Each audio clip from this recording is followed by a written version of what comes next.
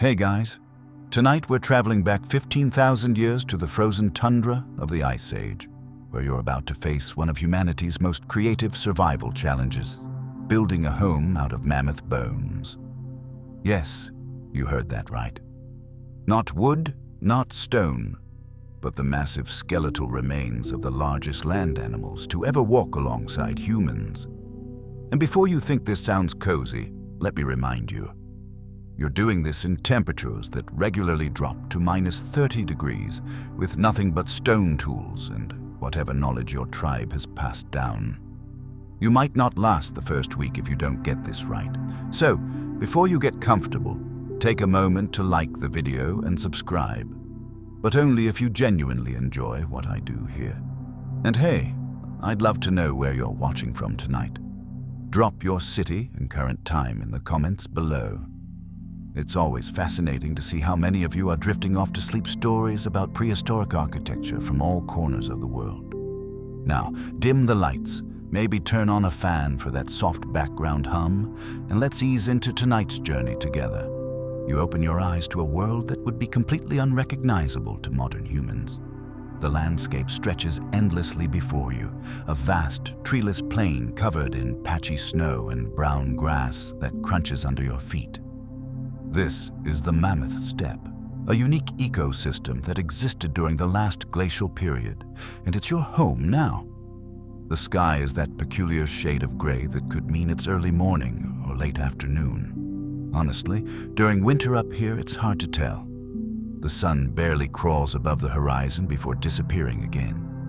You're wearing layers of carefully stitched animal hides, reindeer, Arctic fox, maybe some muskox, and your boots are stuffed with dried grass for insulation. Still, the cold finds ways to creep in. It always does. Your breath comes out in thick clouds, and you can feel the moisture freezing in your nostrils with each inhale. Welcome to life in the Upper Paleolithic, roughly 15,000 years before the invention of central heating, insulated windows, or even the concept of a building code. Here's the situation. Your small band of hunter-gatherers needs permanent shelter. Not a temporary hide tent that you'll abandon when the herds move. Those work fine in summer or for short hunting trips, but something substantial that can withstand months of brutal winter. Something that can house multiple families. Something that makes a statement. We live here and we're not leaving. The problem? Trees are incredibly scarce on the Mammoth Steppe. Sure, there might be some scraggly willows along distant river valleys, but nothing substantial enough to build a proper structure. The few trees that do exist are precious for other things. Spear shafts, tools, firewood. You need a building material that's abundant, durable, and, honestly, just lying around, waiting to be used. Enter the mammoth. These magnificent creatures, standing up to 11 feet tall at the shoulder and weighing as much as 6 tons, are everywhere on this landscape. Well, everywhere in death as much as in life. Mammoths die from old age, from falling through thin ice, from getting stuck in bogs, from harsh winters they couldn't survive. And when they die, they leave behind something remarkable. Hundreds of massive bones that don't decay quickly in the frozen environment. Some of these bones can remain intact for years, even decades, slowly becoming part of the landscape itself. You've probably walked past mammoth skeletons your entire life. Massive rib cages jutting from hillsides, skulls half buried in creek beds, femurs scattered across the plain like fallen logs. To you, these aren't archaeological treasures, they're construction materials. Raw resources, the hardware store of the Ice Age. But here's something that might surprise you. The idea of using mammoth bones for shelter isn't something humans invented recently or desperately. Archaeological evidence suggests this practice goes back at least 20,000 years, possibly longer. Sites have been found across Eastern Europe and into Siberia, places like Mezherik in Ukraine, Kostenki in Russia, and Udinovo. These weren't crude emergency shelters thrown together by desperate survivors. They were sophisticated, deliberately designed structures that show genuine architectural planning. Historians and archaeologists still debate exactly why mammoth bone dwellings became so prevalent in certain regions. Was it purely practical, a response to treeless environments? Was it cultural, a tradition passed down and refined over thousands of years? Or was there something symbolic about living within the bones of the most powerful animals in your world? We'll explore these questions as we go, but for now, just know that you're about to undertake a construction project that represents some of the most impressive prehistoric engineering ever discovered. You stand on a slight rise, surveying the landscape, and you spot what you're looking for about half a mile away. Even from this distance, you can make out the distinctive shape, the weathered dome of a mammoth skull, several massive ribs arcing from the ground, and what might be a tusk glinting dully in the weak sunlight. Your pulse quickens slightly, not from fear, but from the recognition that your tribe's next shelter just revealed itself.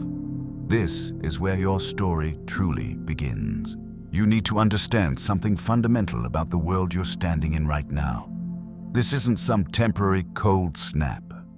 The Ice Age has been your reality for thousands of years, and it will continue for thousands more. Glaciers cover huge portions of the northern continents, locking up so much water that sea levels are hundreds of feet lower than they'll be in the future. The coastlines you'd recognize from modern maps don't exist yet. England and mainland Europe are connected by a vast plain. You could theoretically walk from Siberia to Alaska across a land bridge. But let's focus on your immediate problem. Why mammoth bones? The answer is beautifully simple and frustratingly complex at the same time. In this treeless tundra environment, you have exactly three options for substantial building materials: stone, earth, and bone. Stone is heavy, difficult to shape with your tools, and frankly, there isn't enough of it in the right places. You can't exactly quarry limestone with a flint hand axe.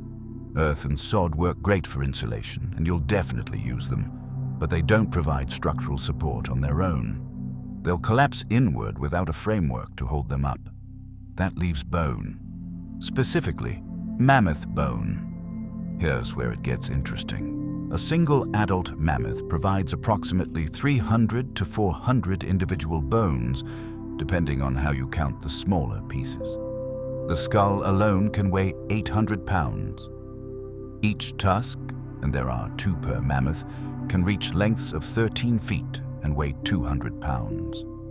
The ribs are massive curved beams, some measuring 9 feet long. The leg bones, femurs, tibias, humeri, are essentially ready-made structural posts, each one dense, heavy, and remarkably strong. Now you might be thinking, wouldn't it be easier to just kill a mammoth and use fresh bones?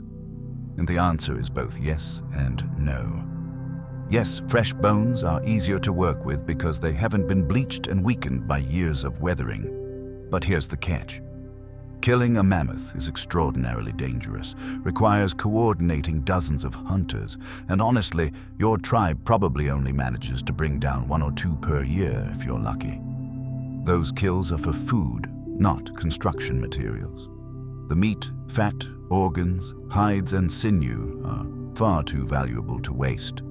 So instead, you scavenge. And there's no shame in it. Scavenging is a vital survival skill. The Mammoth Steppe is essentially a massive boneyard. Mammoths live for about 60 years on average, and when they die naturally, their bones remain preserved in the cold, dry climate. Some estimates suggest there were millions of mammoths roaming these steppes during peak periods. Even with a relatively low death rate, that creates an enormous accumulation of skeletal remains scattered across the landscape.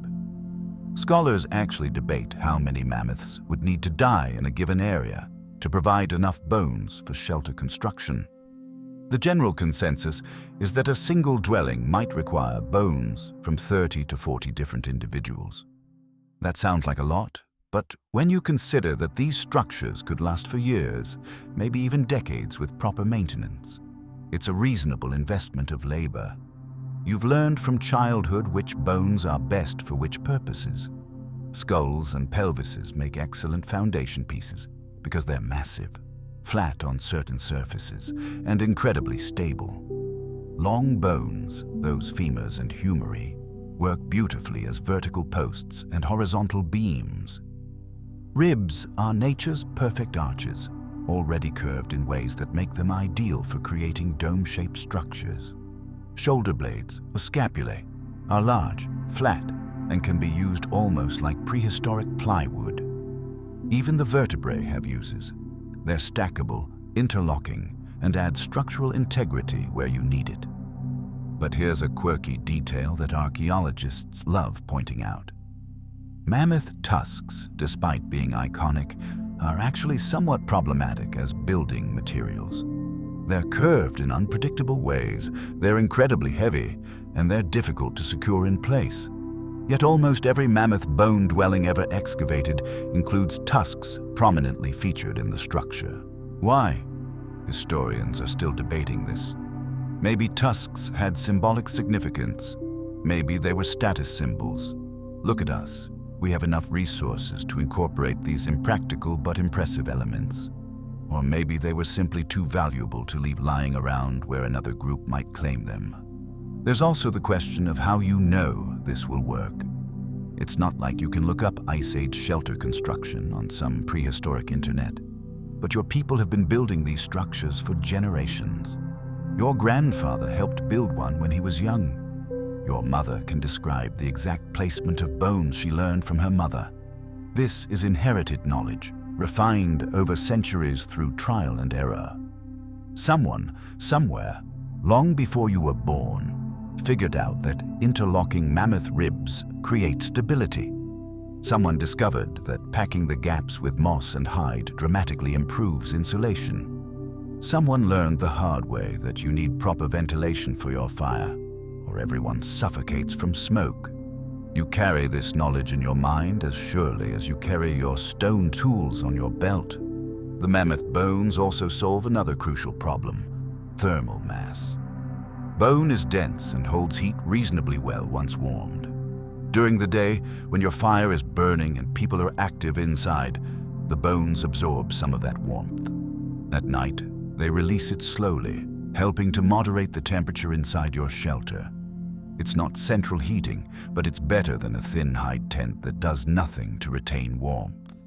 And here's something that might surprise you. These mammoth bone structures aren't small. Archaeological excavations have found dwellings measuring anywhere from 12 to 20 feet in diameter. That's roughly 200 to 300 square feet of interior space, about the size of a modern studio apartment. Some sites show evidence of multiple dwellings clustered together, creating small villages of bone houses. This wasn't primitive camping. This was sophisticated, semi-permanent settlement. So as you stand there, looking at that distant mammoth carcass, you're not just seeing bones.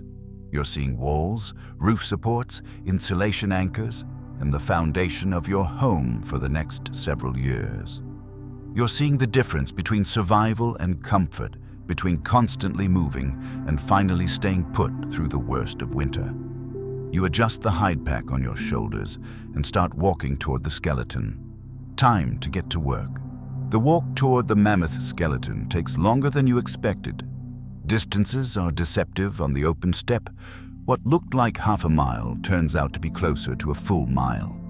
The terrain isn't cooperating either. The ground alternates between frozen solid and treacherously soft, where your feet punch through a thin crust of ice into muddy soil beneath. Each step requires attention. Twist an ankle out here, and you're not just inconvenienced, you're potentially dead. As you get closer, you can smell it, even in the cold, even after months or possibly years of exposure. There's a distinct odor, not the overwhelming stench of fresh death. That's long gone, but something earthier, mustier. It's the smell of old hide slowly decomposing, of exposed marrow in cracked bones, of organic matter breaking down at the glacial pace the Ice Age permits. You barely notice it anymore. This smell is as familiar to you as bread baking would be to someone in the future.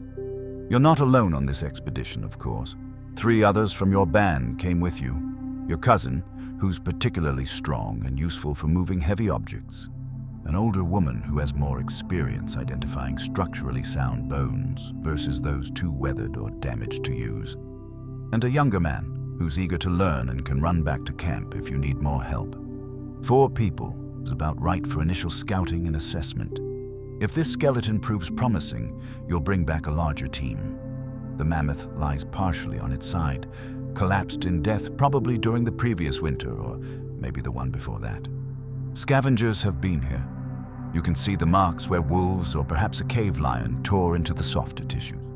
The rib cage is partially exposed, several ribs jutting skyward like the framework of an abandoned boat. One tusk is visible, the other buried beneath the body.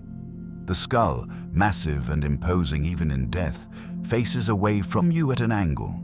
Here's where your expertise matters. Not every mammoth skeleton is suitable for construction. The older woman circles the remains slowly, examining, assessing. She's looking for several things. First, structural integrity.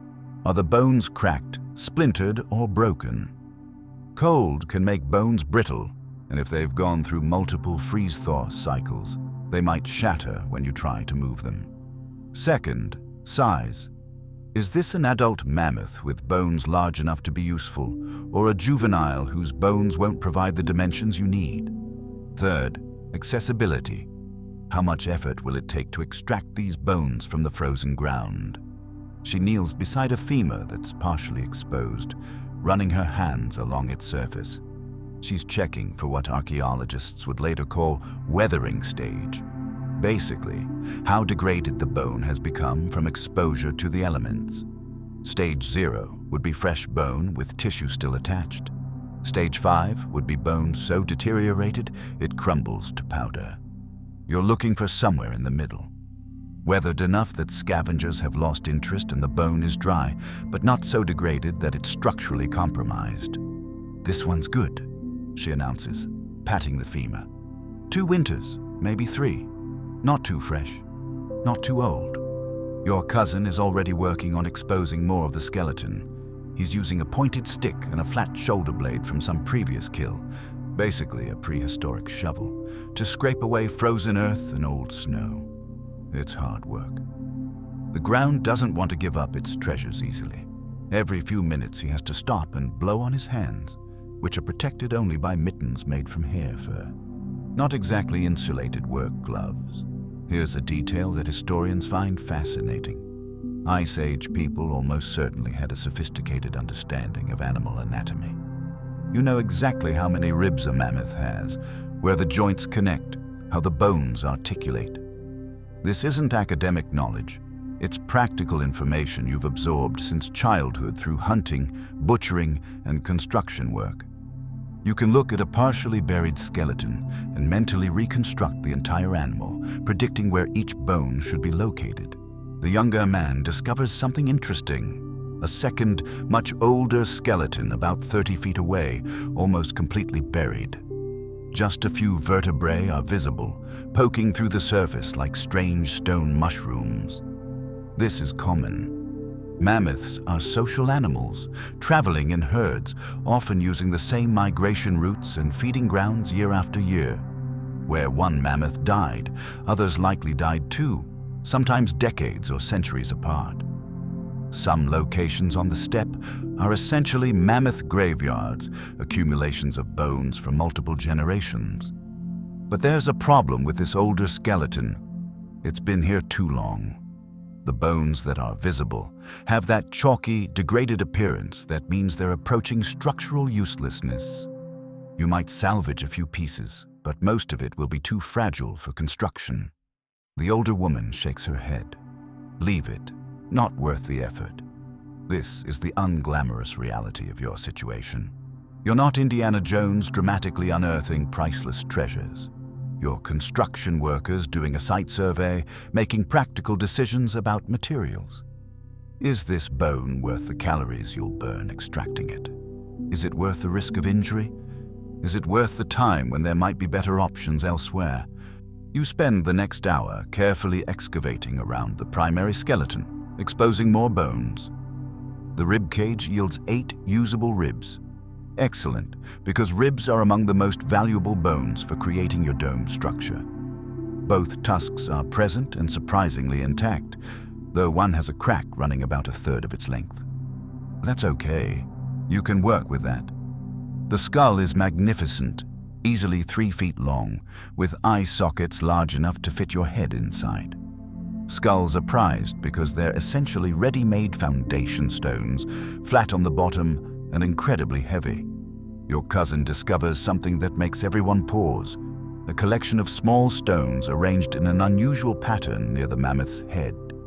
They're not natural. Someone placed them there deliberately. There's no way to know when or why. Maybe another group camped here and left offerings. Maybe it's a territorial marker. Maybe it has spiritual significance you don't understand. Debates among your people about such things can go on for hours around the evening fire. Were mammoths sacred? Are their bones imbued with the animal spirit? Should you perform rituals before using them? The older woman touches one of the stones gently, whispers something you can't quite hear, then stands. "We take what we need," she says simply. "The mammoth has no use for these bones now. We do. It's decided. This skeleton will contribute to your new home." Now comes the part that would absolutely exhaust a modern person: actually collecting these bones and transporting them back to your construction site. Remember, you don't have wheels. You don't have draft animals that can pull heavy loads. You don't even have rope in the way future civilizations will understand it. What you do have is raw muscle power, basic tools and techniques passed down through generations for moving objects that weigh more than you do. Let's start with the realistic assessment of weight. A mammoth femur, that's the thigh bone, can weigh anywhere from 60 to 100 pounds depending on the animal's size. A skull can weigh up to 800 pounds. A tusk might be 200 pounds. You're not casually tossing these into a cart and wheeling them away. Each bone requires serious planning and effort to move even a short distance. Your group has brought along some essential tools.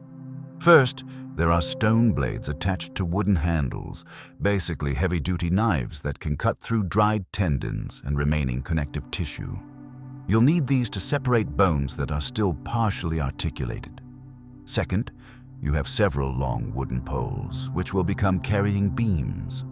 Third, and perhaps most importantly, you have strips of rawhide, processed animal skin that's been dried into tough, rope-like cords. These are your binding materials, your prehistoric bungee cords. The first bone you tackle is one of the ribs. It's about 7 feet long, curved elegantly, and weighs roughly 40 pounds.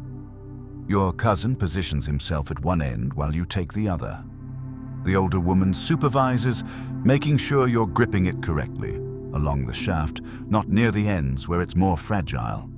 "Lift with your legs," she reminds you, which is apparently timeless advice. Together, you hoist the rib and begin the awkward shuffle back toward camp. 40 pounds doesn't sound like much, does it? But carry 40 pounds of unwieldy, curved bone for a mile across uneven, partially frozen terrain, and you'll understand why your people have developed very specific techniques for this work.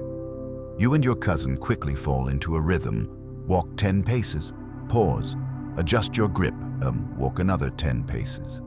The younger man scouts ahead, pointing out obstacles, warning about soft ground or hidden ice patches. Here's something archaeologists find fascinating when they study these sites: the sheer logistics of bone collection. A single dwelling requires bones from roughly 30 to 40 mammoths. That's potentially 300 to 400 individual bones, weighing a combined total of several tons.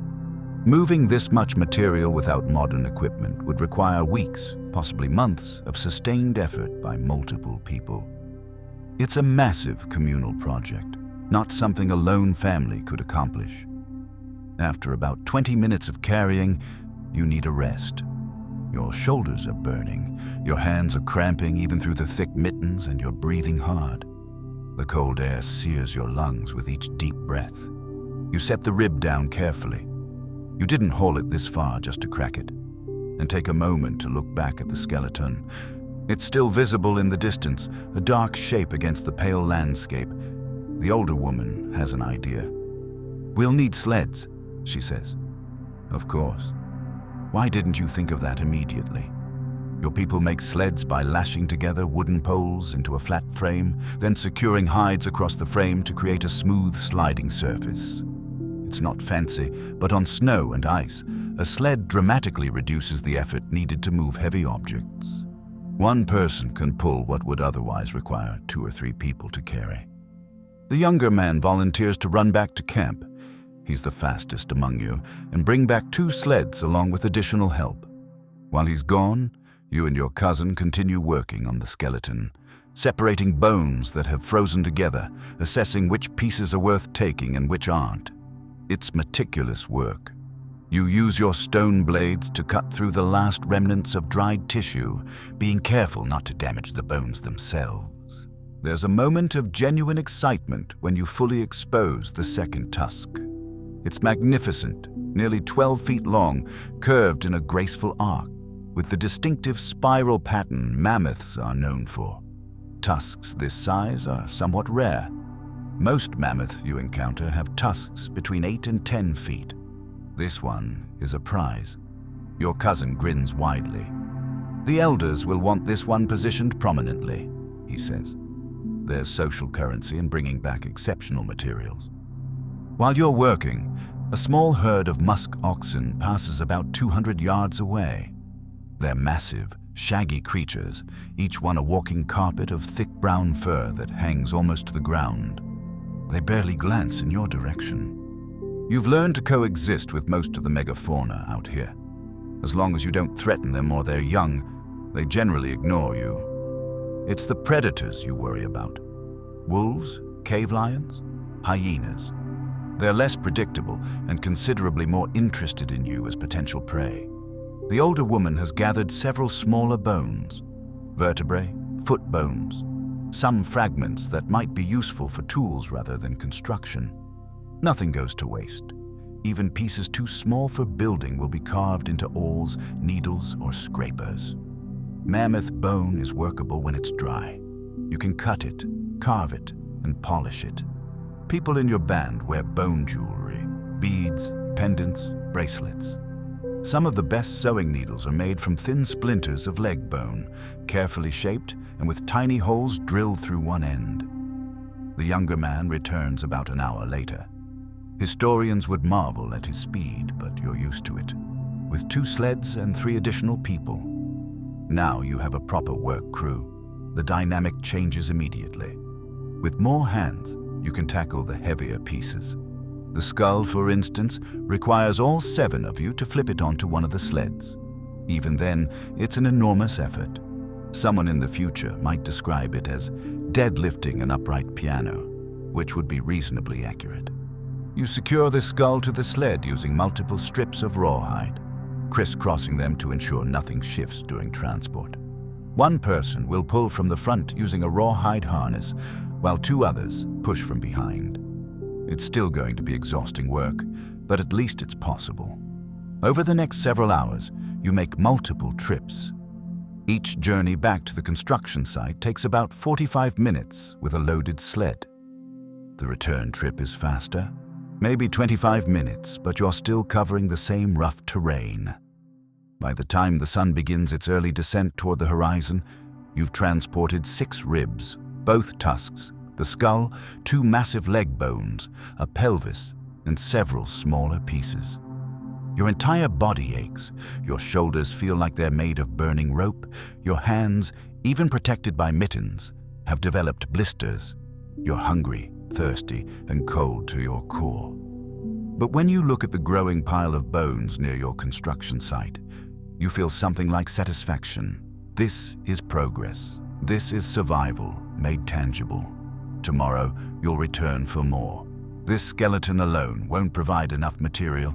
You'll need to locate at least 3 or 4 more. But it's a solid start. And honestly, after today's work, you're grateful these bones don't spoil or rot away quickly. They'll be waiting for you, frozen in place, ready whenever you have the energy to collect them. You've spent the last 2 weeks gathering bones from multiple sites across your territory, and now you're standing in front of an impressive but chaotic pile of mammoth remains. There are skulls, ribs, leg bones, tusks, vertebrae, and various other pieces scattered across an area roughly the size of a modern 2-car garage. It looks like a paleontologist's fever dream, but you're not here to preserve these bones for future scientists. You're here to turn them into shelter. The first critical decision is location. Where exactly are you building this thing? Your people have already scouted several potential sites, and the final choice represents generations of accumulated wisdom about what makes a good dwelling spot. You need a location that's slightly elevated. Not so high that you're fully exposed to brutal winds, but high enough that you won't flood during spring melt. You need proximity to water, but not so close that the ground stays perpetually muddy. You need some natural windbreak if possible, maybe a small ridge or depression in the landscape that offers protection from the prevailing winds. The spot your group has chosen sits in a shallow depression on the southern slope of a low rise. It's sheltered from the worst northern winds but gets maximum sun exposure during the brief daylight hours of winter. There's a seasonal stream about 300 yards away that provides water most of the year. The ground here is relatively flat and well drained. It's honestly as close to ideal as you're going to find on the open steppe. Now comes the actual architectural planning, which is far more sophisticated than you might imagine. These mammoth bone dwellings aren't random piles of skeletal remains. They're carefully engineered circular structures, typically 12 to 20 feet in diameter, with foundations that distribute weight evenly and walls that interlock for stability. Your people have been refining this design for hundreds, possibly thousands of years. The foundation is everything. Get this wrong, and your entire structure will be unstable. You start by marking out a circle. Your particular dwelling will be about 15 feet in diameter, which is average for a family unit of 6 to 8 people. You don't have a compass or measuring tape, obviously, but you have something almost as good. A long piece of rawhide with a stone tied to one end. You drive a stake into what will become the center of your dwelling, tie the rawhide to it, and use the stone as a marker to scratch a perfect circle into the frozen ground. Here's where those massive skulls become crucial. You need about 10 to 12 large, heavy bones to form your foundation ring, the base upon which everything else will rest. Skulls are perfect for this because they're flat on the bottom, incredibly stable, and almost impossible to shift once properly positioned. You and your crew begin placing them around the circle you've marked, adjusting, repositioning, making sure each one sits level and stable. This takes longer than you'd expect. The ground isn't perfectly flat, so you dig shallow depressions for some skulls, while others sit on small mounds of packed earth. You're essentially creating a level foundation on unlevel terrain, using nothing but hand tools and eyeball measurements. Every skull needs to be tested. You literally shake it, push it, try to rock it back and forth. If it moves even slightly, you adjust until it's solid. Between the skulls, you place other heavy bones. Pelvises, shoulder blades, massive leg bones positioned horizontally. The goal is to create a continuous ring of interlocking heavy bones that form an unbroken circle. This foundation ring serves multiple purposes. First, it anchors your entire structure, preventing it from shifting or collapsing. Second, it creates a slight barrier that helps keep water from flowing directly into your dwelling during rains or snow melt. Third, and this is debated among historians, it might have symbolic significance. You're creating a defined boundary between inside and outside, between home and wilderness. The older woman who supervised your bone collecting walks the circle slowly, examining each foundation piece. She points out a problem. 2 skulls are positioned too close together, leaving a gap on the opposite side that's too wide. You need even spacing around the entire circumference. You and your cousin wrestle one of the skulls out of position. It weighs at least 600 pounds and doesn't want to move, and shift it about 2 feet clockwise. Better. Not perfect, but better. Here's something archaeologists find absolutely fascinating when they excavate these sites: the precision of the circles.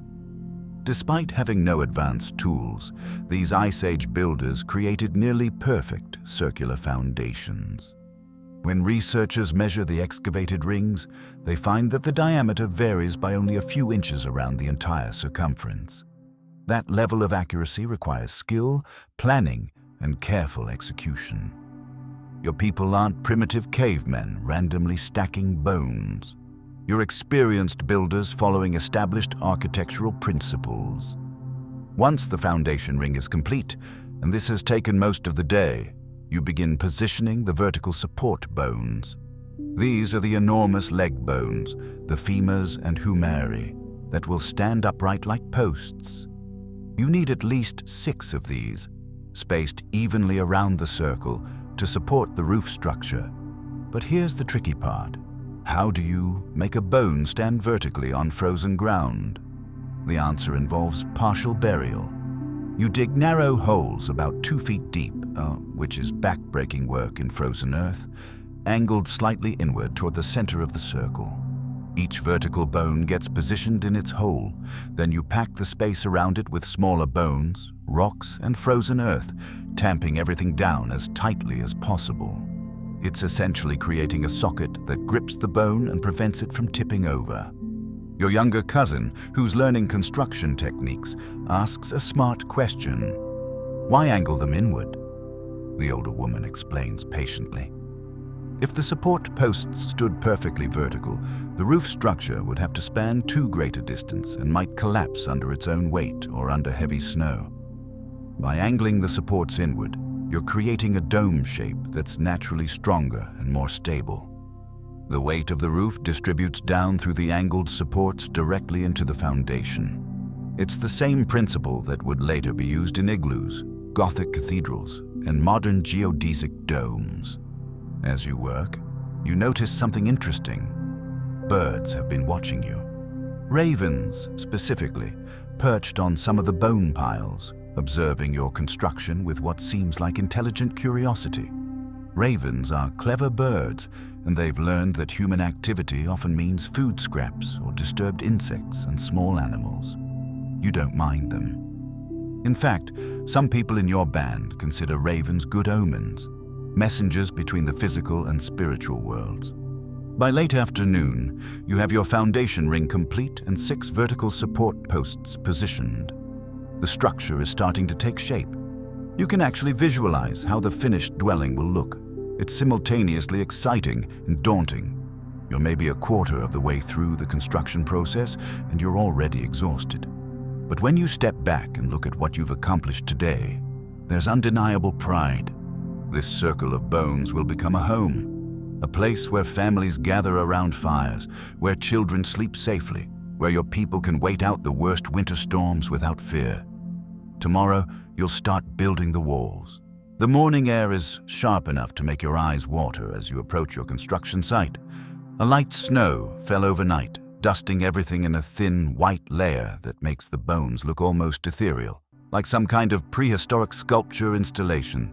You brush snow off the foundation ring with your mittened hand and assess yesterday's work. Everything is solid. The vertical support posts haven't shifted. This is good. This is very good. Today, you're building walls, and this is where Mammoth Bone architecture gets genuinely impressive. You're not just stacking bones randomly like a child with building blocks. You're creating an interlocking structure where each bone supports and is supported by the bones around it. Think of it like a 3-dimensional jigsaw puzzle, where the pieces weigh 50 to 100 pounds each, and there's no picture on the box to guide you.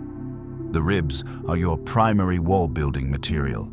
Remember those massive curved ribs you collected? Each one is naturally arc-shaped, which makes them perfect for creating the dome structure you're aiming for. But here's the trick.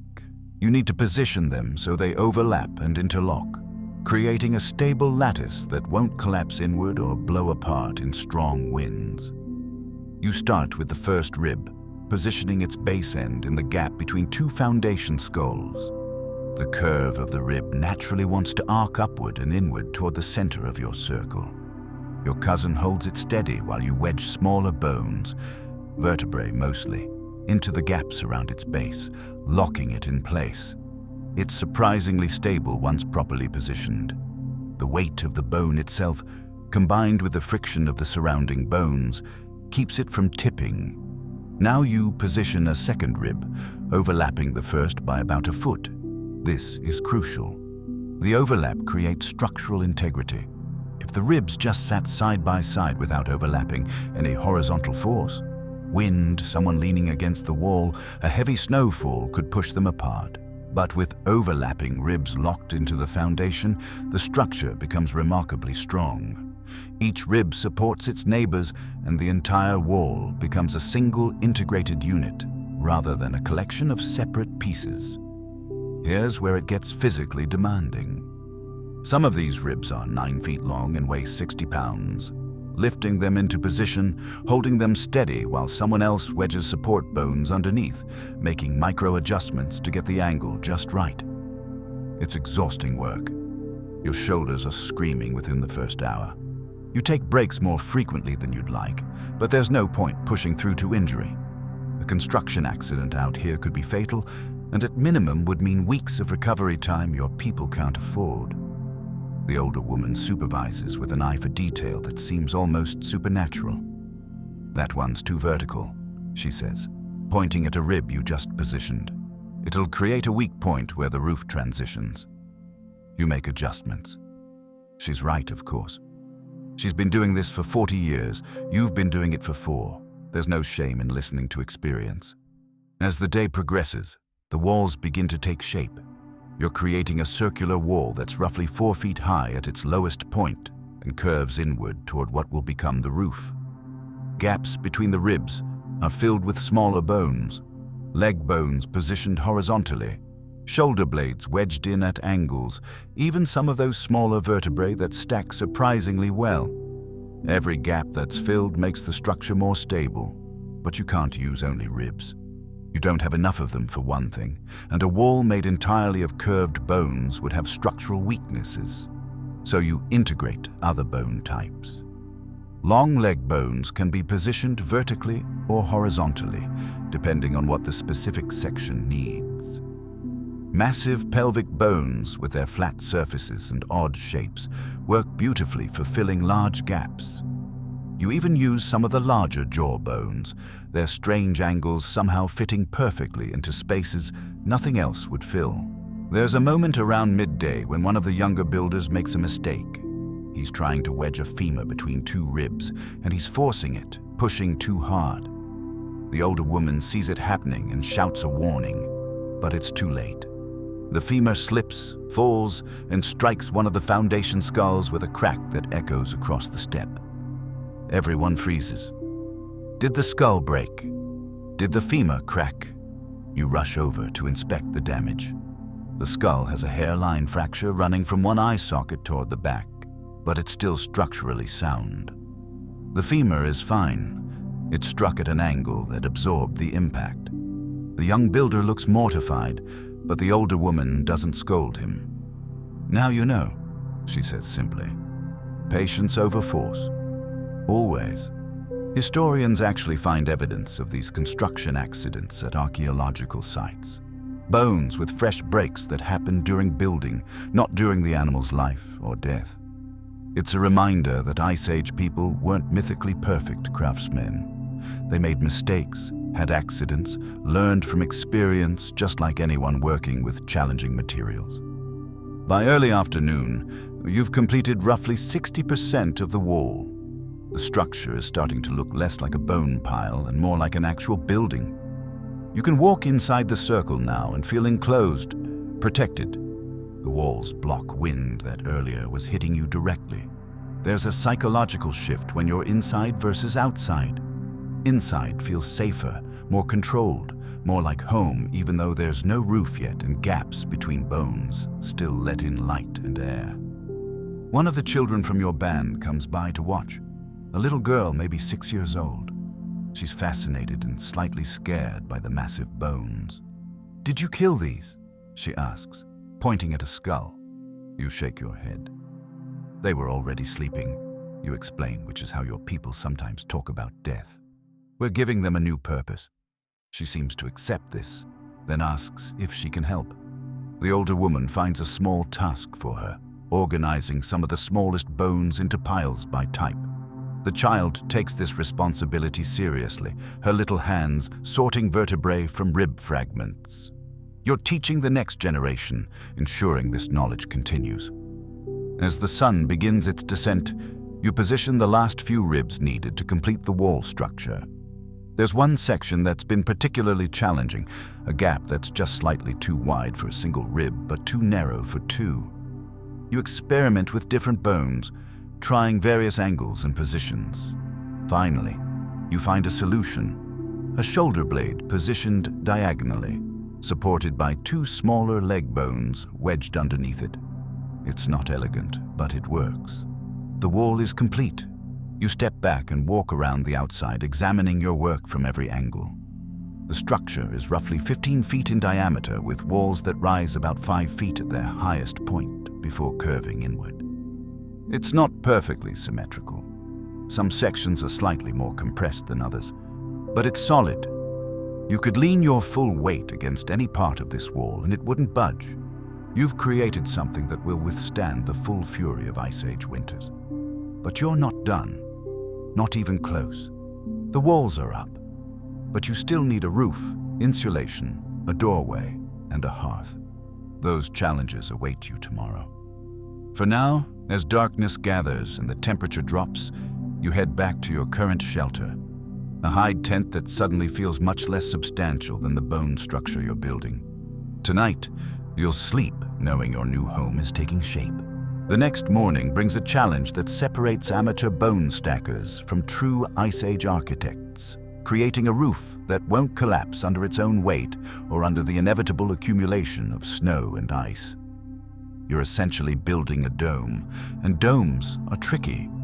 They require precise weight distribution and structural integrity that goes beyond simply piling more bones on top of your walls. You stand inside your circular bone structure, looking up at the open sky, and mentally calculate the problem. The walls curve inward at about a 60-degree angle, but there's still a gap at the top, roughly 4 feet in diameter, that needs to be covered. You need to create a roof that spans this opening while connecting seamlessly to the wall structure below. And you need to do it using materials that weren't exactly designed for roofing. This is where those magnificent mammoth tusks finally get their moment. Tusks are long, curved, and remarkably strong along their length. They can span significant distances without sagging or breaking. Your construction plan calls for positioning several tusks across the top of the structure, creating a framework that radiates from the central opening like the spokes of a wheel. These tusks will support everything else, smaller bones, hides, insulation that forms the actual weather-tight roof. But first, you need to get these massive tusks up there. Each one weighs around 200 pounds and measures 10 to 12 feet long. You can't simply toss them onto the roof and hope they land correctly. You need a system, and your people have developed one through generations of trial and error. The technique involves constructing temporary support poles, long, sturdy branches that you've carefully selected and carried back from a distant river valley. These poles lean against the outside of your bone walls, creating ramps. You attach rawhide lines to one end of a tusk, and a team of people on the opposite side of the structure pulls, while others guide the tusk up the ramp. It's a pulley system without the pulley, requiring coordination, communication, and significant muscle power. "Pull!" shouts your cousin, and 4 people on the rawhide lines lean back, hauling with all their strength. The tusk slowly, grudgingly, slides up the bone ramp. "Stop!" You rush to adjust the angle, making sure it's not going to slip sideways and crash down on someone. "Pull!" The tusk rises higher, and then it's at the top, balanced precariously on the edge of your wall structure. Now comes the delicate part, You need to position this tusk so it spans from one side of the opening to the other, resting securely on the bone structure at both ends. The older woman climbs, carefully testing each handhold, onto the wall structure itself. She's surprisingly agile for her age, moving with the confidence of someone who's done this many times before. She guides the tusk into position, adjusting its angle, making sure the weight is distributed correctly. When the first tusk is finally in place, everyone takes a moment to breathe. That was one. You need at least 5 more to create a proper framework. Your back is already complaining, and you've barely started the roof. Over the next several hours, you repeat this process 4 more times. Each tusk is slightly different. One curves more dramatically, another has that crack you notice during collection that makes everyone nervous when you're hauling it into position. A third is shorter than the others and requires creative placement.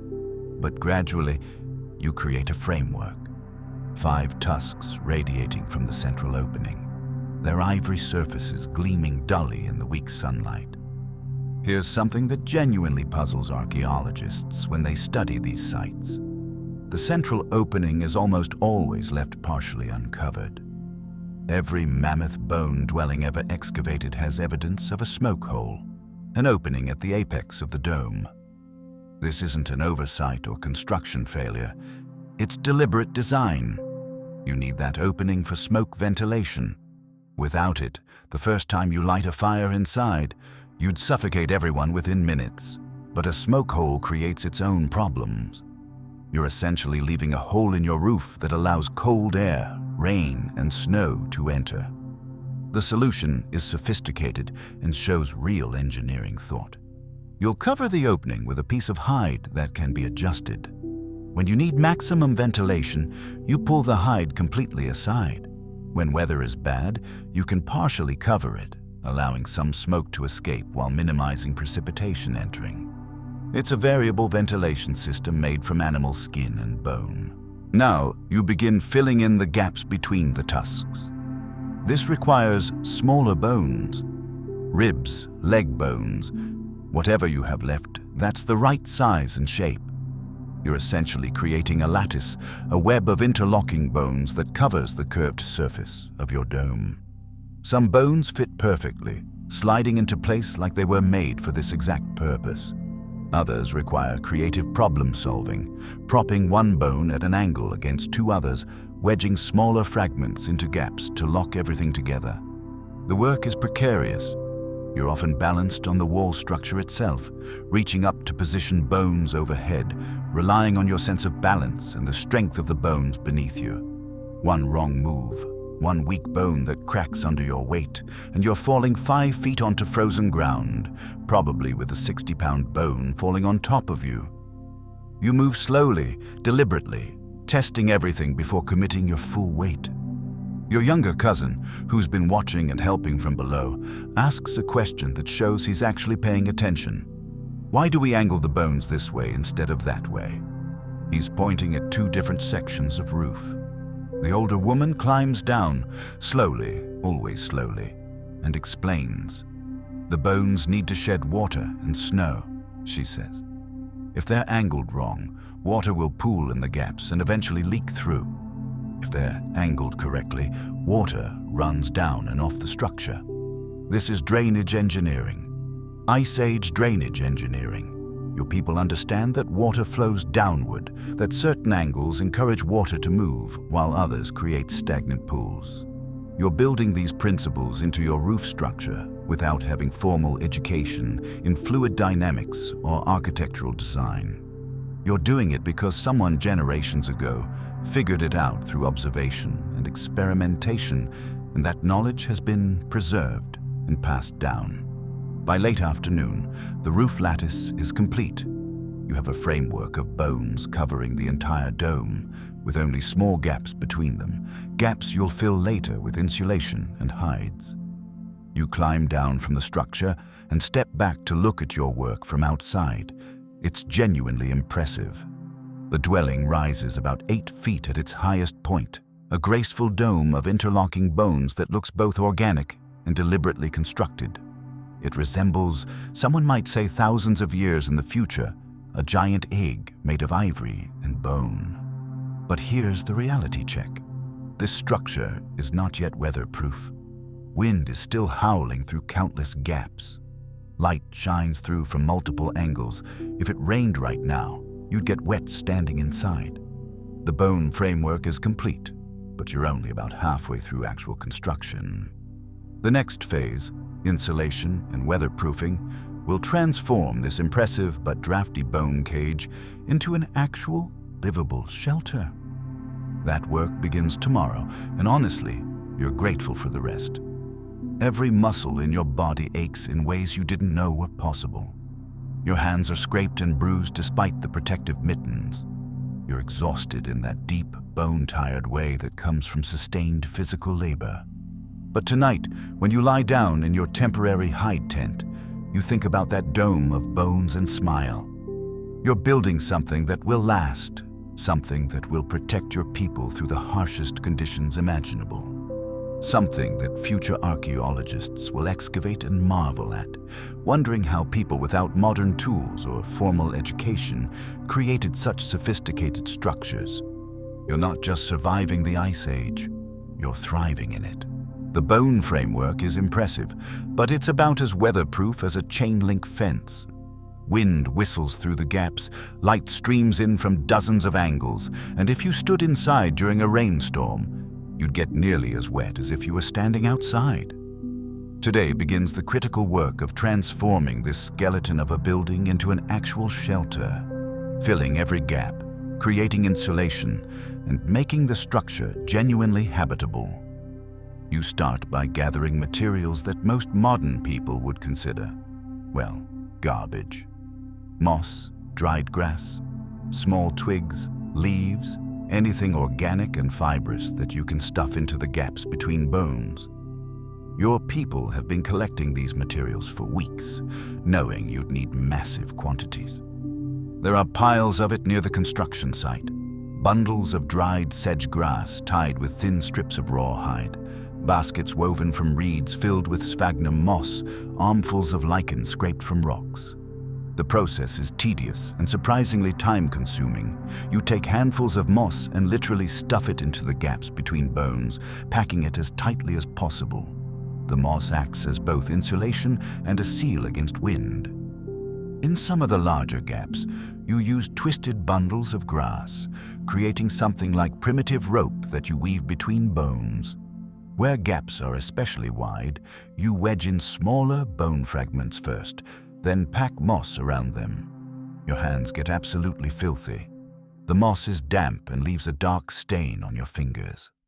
The dried grass contains seeds and debris that get everywhere. In your hair, down the neck of your furs, somehow inside your boots. But you keep working because you understand what's at stake. Every gap you fill is one less place for lethal cold to enter. Every handful of moss is another layer between your family and hypothermia. Here's something that historians find fascinating. The specific types of plants used for insulation vary depending on region and availability, but Ice Age people clearly understood which plants had the best insulating properties. Moss is preferred because it's naturally water-resistant and maintains its insulating properties even when slightly damp. Certain grasses dry into hollow tubes that trap air, creating dead space that prevents heat transfer. Lichen is less effective, but still useful for filling small gaps. Your people possess botanical knowledge that would impress modern survival experts, but plants alone aren't enough. The real weatherproofing comes from hides, animal skins that have been processed into flexible, water-resistant coverings. Your band has been preparing these for months. Every reindeer, bison, or horse your hunters killed had its hide carefully removed, scraped clean of fat and tissue, dried and sometimes smoked to improve water resistance. You have dozens of these hides, some small, some massive, all waiting to be incorporated into your dwelling. The largest hides go on the outside of the structure first. You drape them over the bone framework, starting from the bottom and working upward, overlapping each hide like shingles on a roof. This overlap is crucial.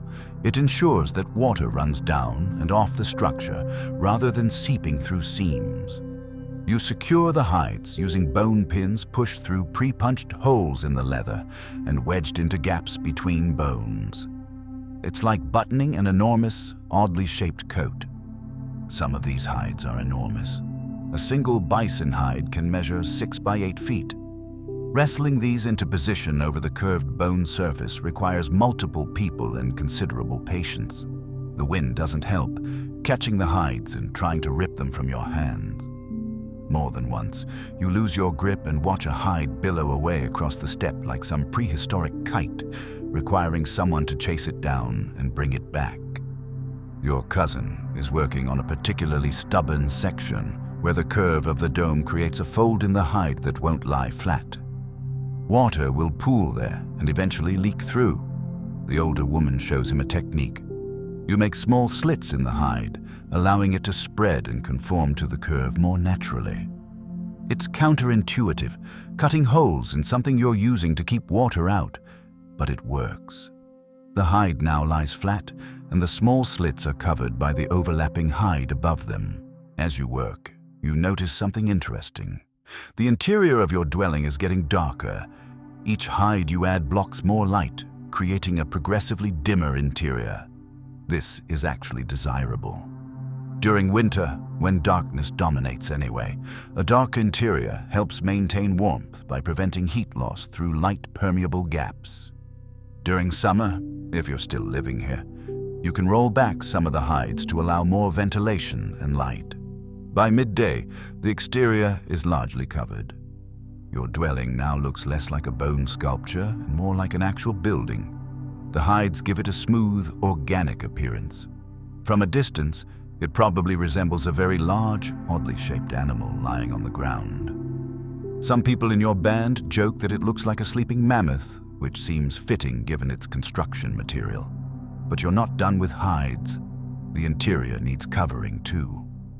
You drape smaller hides over the inside surface of the bone framework, creating a double-layer system with the moss and bone structure sandwiched between interior and exterior hide walls. This creates an insulating dead air space, the same principle that would later be used in double-paned windows and insulated walls. The trapped air between the hide layers warms slightly from your body heat and the fire, creating a thermal barrier that dramatically improves the structure's ability to retain warmth. There's a debate among archaeologists about whether Ice Age people understood the scientific principles behind their insulation techniques, or simply discovered through trial and error what worked. The answer probably doesn't matter to you. You know that 2 layers of hide with bone and moss between them keeps you warmer than a single layer. You don't need to understand thermal dynamics to understand warm versus cold. The floor needs attention too. Right now, it's just frozen earth, which will suck heat from your body if you sit or sleep directly on it. You cover it with a thick layer of dried grass and small branches, creating a springy mat that provides both insulation and cushioning. On top of this goes your best furs, reindeer hides with the hair left on, creating a soft, warm surface. These sleeping furs represent months of hunting and processing work. They're valuable, cherished possessions.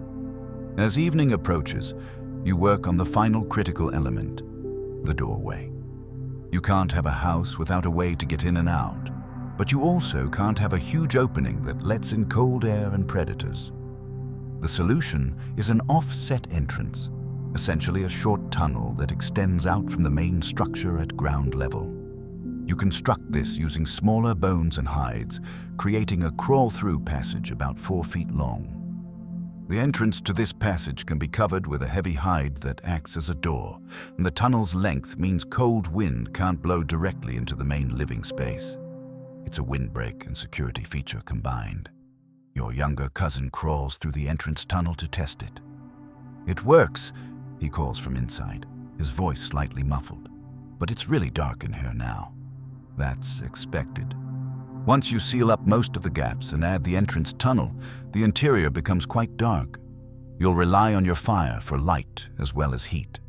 Finally, As the last light fades from the sky, you step back and look at what you've created. It's not beautiful in any conventional sense. It's lumpy in places. The hides are mismatched colors and sizes, and there are probably still gaps you've missed that will reveal themselves during the first storm. But it's solid, it's weatherproof, it's home. Tomorrow you'll build the hearth and move in, but tonight you're satisfied with the progress.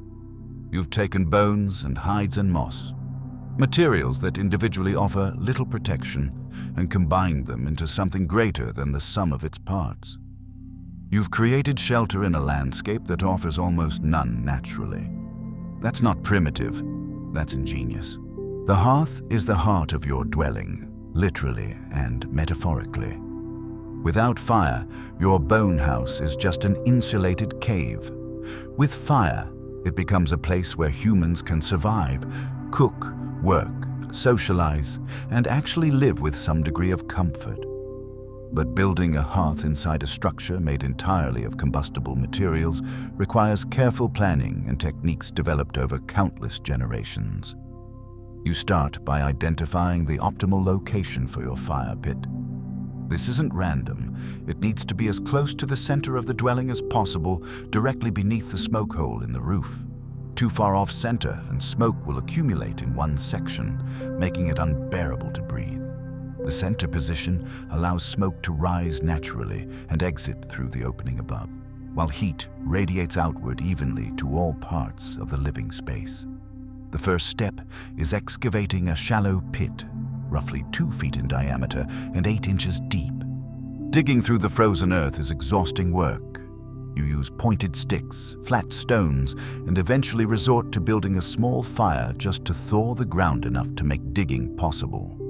It takes most of the morning to create this relatively small pit, but it's necessary.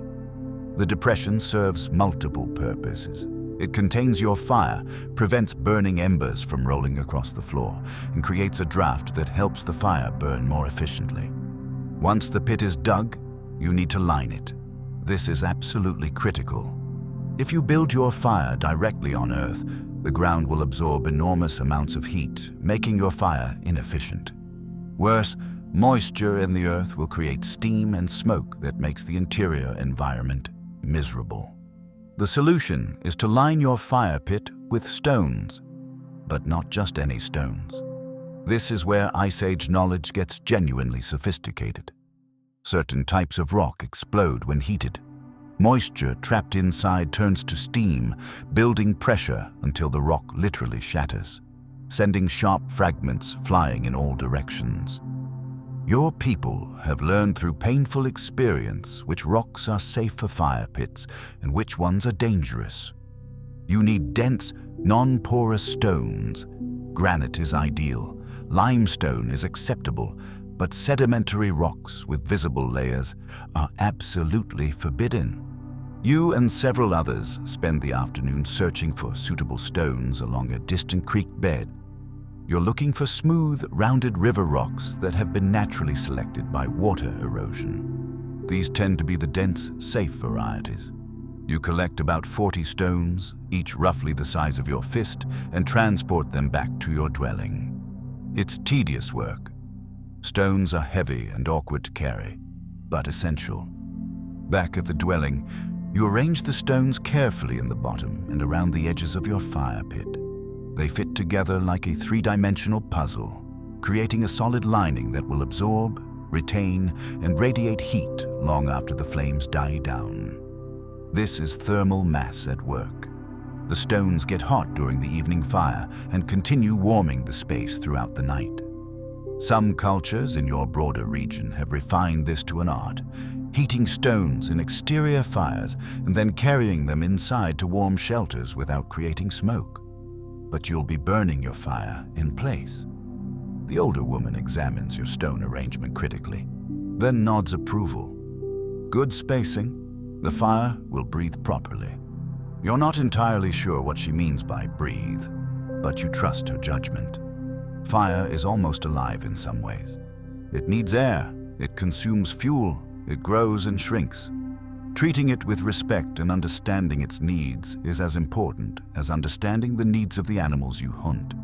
Now you need to address the smoke ventilation more precisely. That opening at the top of your dome is currently just a hole, functional but not optimized. You take a large piece of hide, roughly circular, and create an adjustable smoke flap. By attaching rawhide cords to its edges, you can manipulate this flap from inside the dwelling, opening or closing the smoke hole as needed. On calm days, you'll want it fully open to allow maximum ventilation. During storms or high winds, you'll partially close it to prevent rain and snow from entering while still allowing some smoke escape.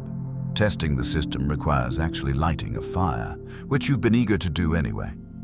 You arrange kindling in the stone-lined pit, dried grass, small twigs, bark shavings.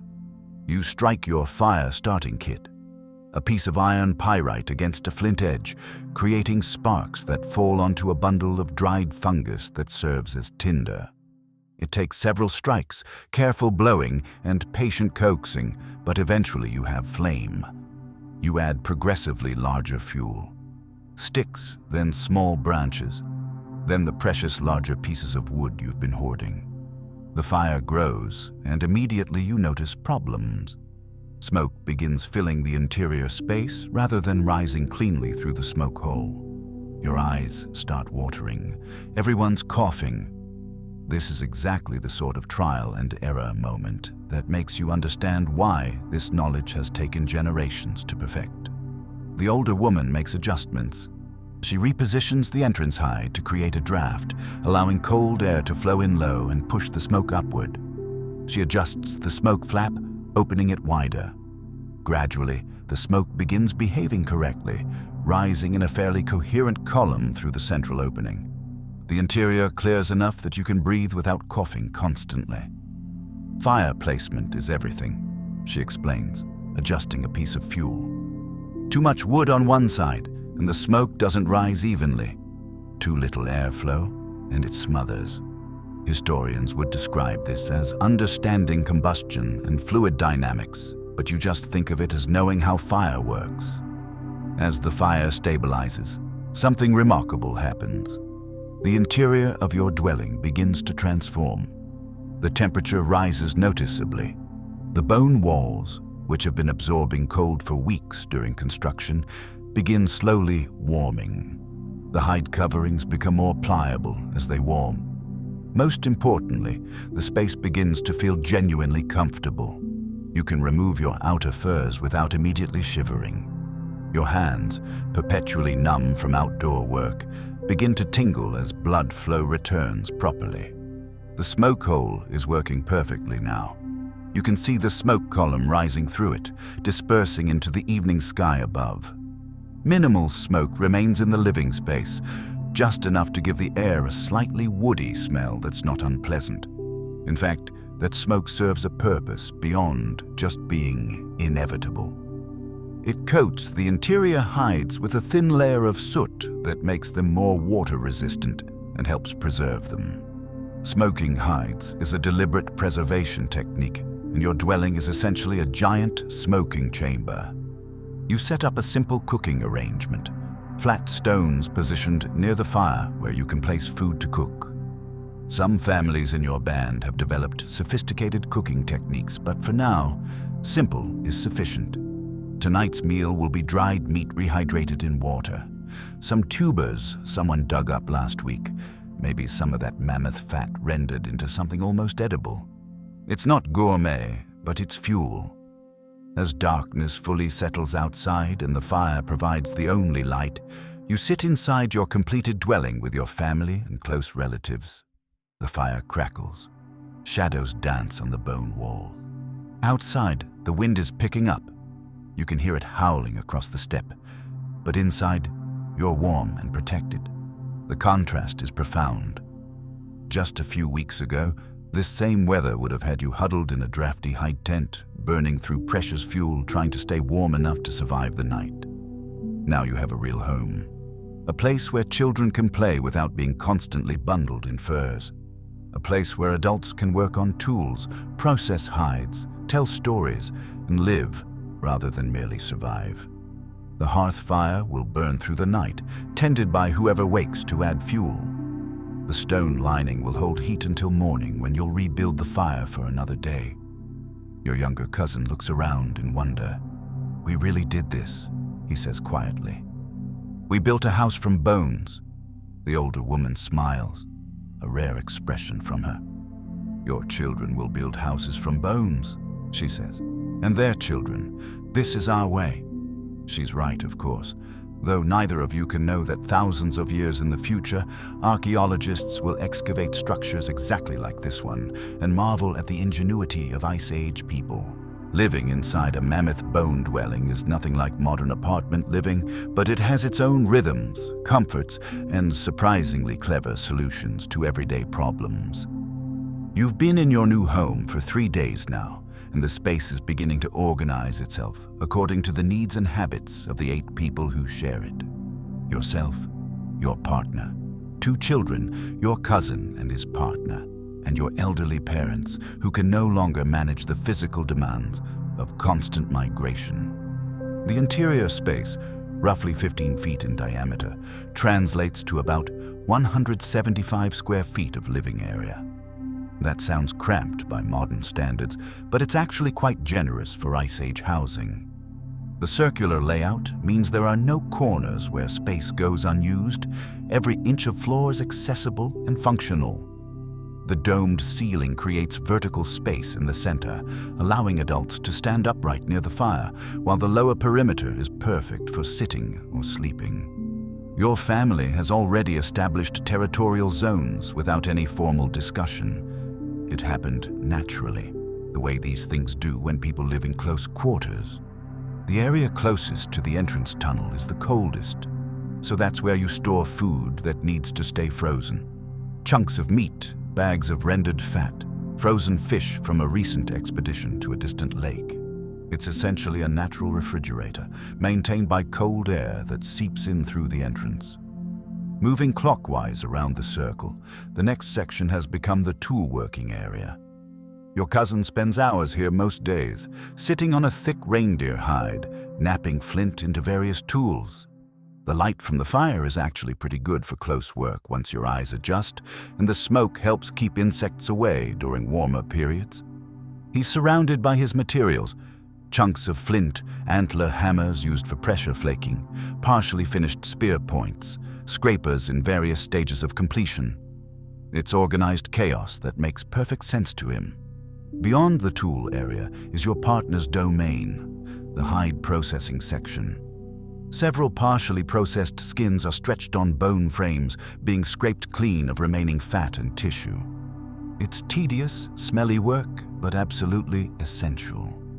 The hides you wear, sleep on, and used to build this very dwelling all required hundreds of hours of processing. There are stone scrapers, bone awls for punching holes, sinew thread for sewing, and piles of small leather scraps that will eventually become patches, bags, or children's clothing.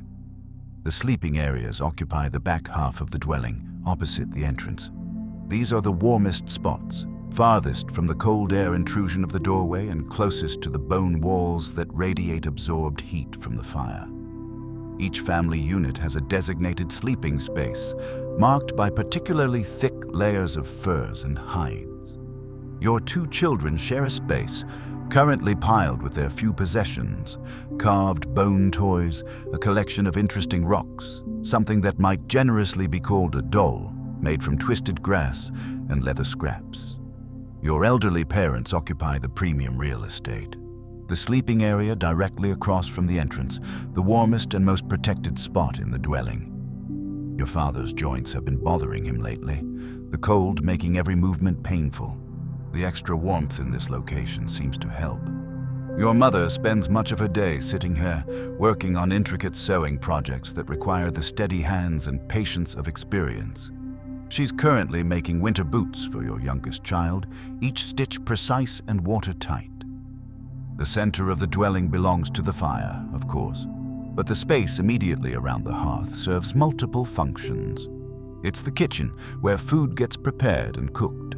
It's the social center, where people gather to talk, share stories, make decisions about hunting or gathering expeditions.